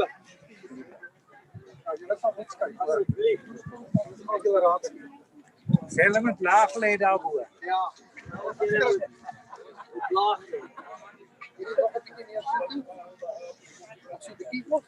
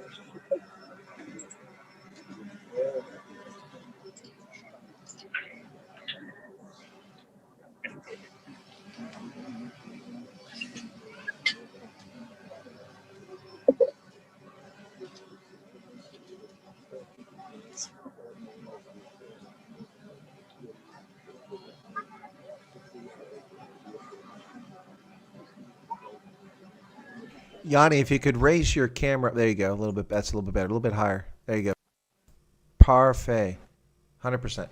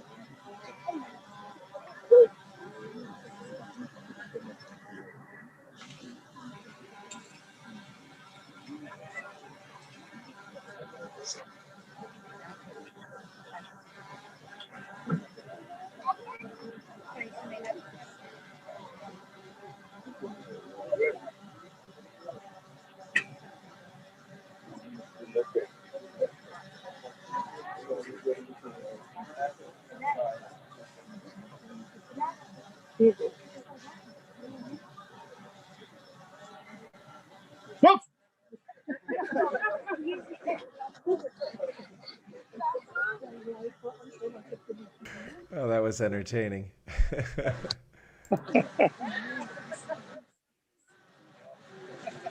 So, Yanni, are we waiting for noon for the cannon to fire, or are they just going to fire it at any point? No, they're battling to control the fire. Ah. So they're going to do it now. This cannon is a replica of the one that was used in Blit River, the skirmish of Blit River. And it's a replica of that. So there's big symbolism here. After this, there will be a minute's silence. Yanni, Ek het nog nooit die boerevolk so gesien wag vir 'n bang nie. Were you saying Blood River? Yeah, the Battle of Blood River. 1838. 16 December. Yeah. Yeah, exactly. All right, just making sure that, so yeah, for folks who don't know, watching from abroad, that is the battle in which the 4 trekkers made a covenant with God, asking for him to deliver them when 10,000 Zulus attacked him. When it was all over, not a single trek boer had died as they fought from their wagons, and 3,000 Zulus lay dead on the battle at the Buffalo River.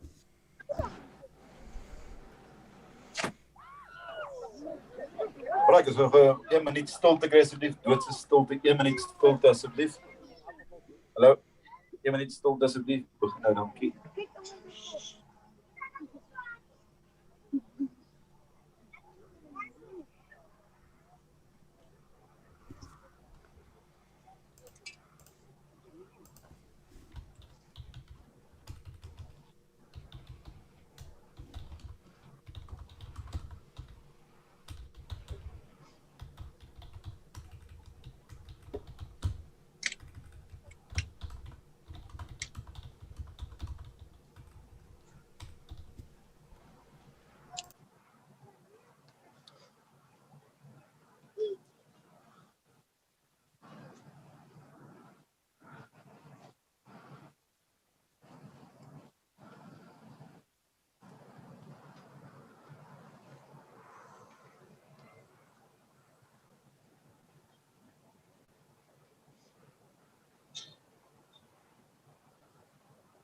Kruis wil plant asseblief om aan mekaar help. Ek weet daar's kindertjies wat kruis wil plant. Ons vra ook asseblief vorm. Kom ons hou die kruis effek. Kom ons plant daar bo, daar by die arms. Hulle sê dis die kruis daar by die arms. This has been the end of the stap bietjie op soontoe. of the ceremony. Dat ons nie kruis uit proporsie. People are now moving up Ons weer terugkom met weer kom reg skuif. So kom ons to plant the various crosses, to hammer them in, which is going to take quite a while. Just confirm when we're seeing each other tonight. If you're up to it, I know that you've been up the whole night. Not sure whether you've got the stamina. No, Yanni, I'm an Army officer. I've got the stamina and the Constitution. But no, let's. We've agreed to meet at 6 p.m. I'll do my live stream. I'll send you a link before the hour through your WhatsApp, and then I'll let you come on, and we'll come on and talk about this interview about the events today. I don't know if I know it's kind of chaotic and things are going on, and maybe he's left already. But are you able to get Steve Hofmeyer or to Danny van der Westhuizen? Yeah, Steve has left already. Okay. What about Danny? Is Danny van der Westhuizen also left?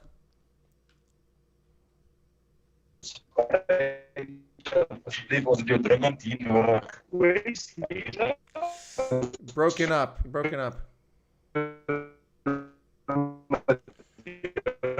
Ah, okay. I'm losing your connection there, Yanni. It's kind of broken.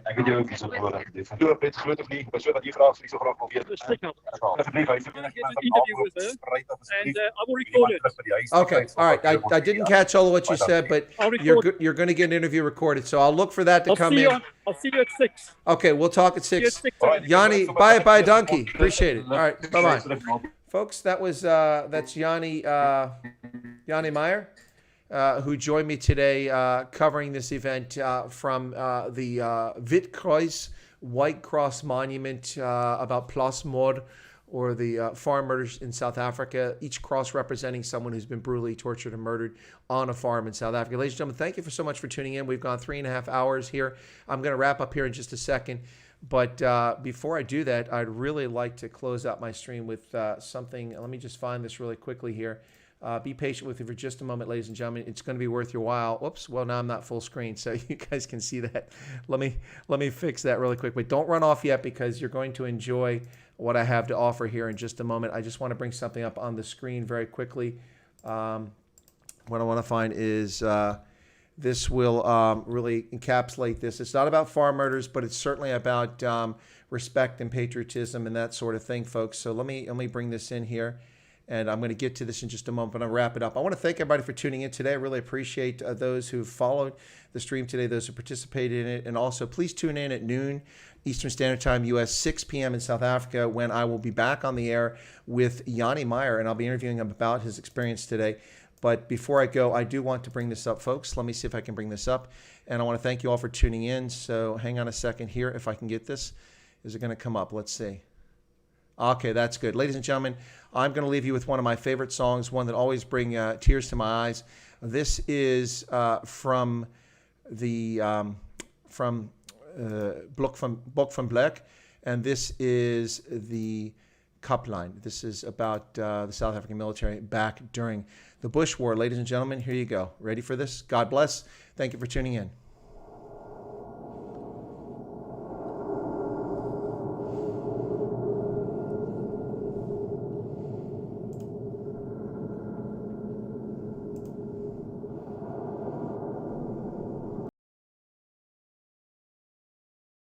Thank you, ladies and gentlemen, for tuning in to this stream covering a very important issue in South Africa. I wish you all a pleasant day, and thank you for your patronage of Chris Wyatt Africa.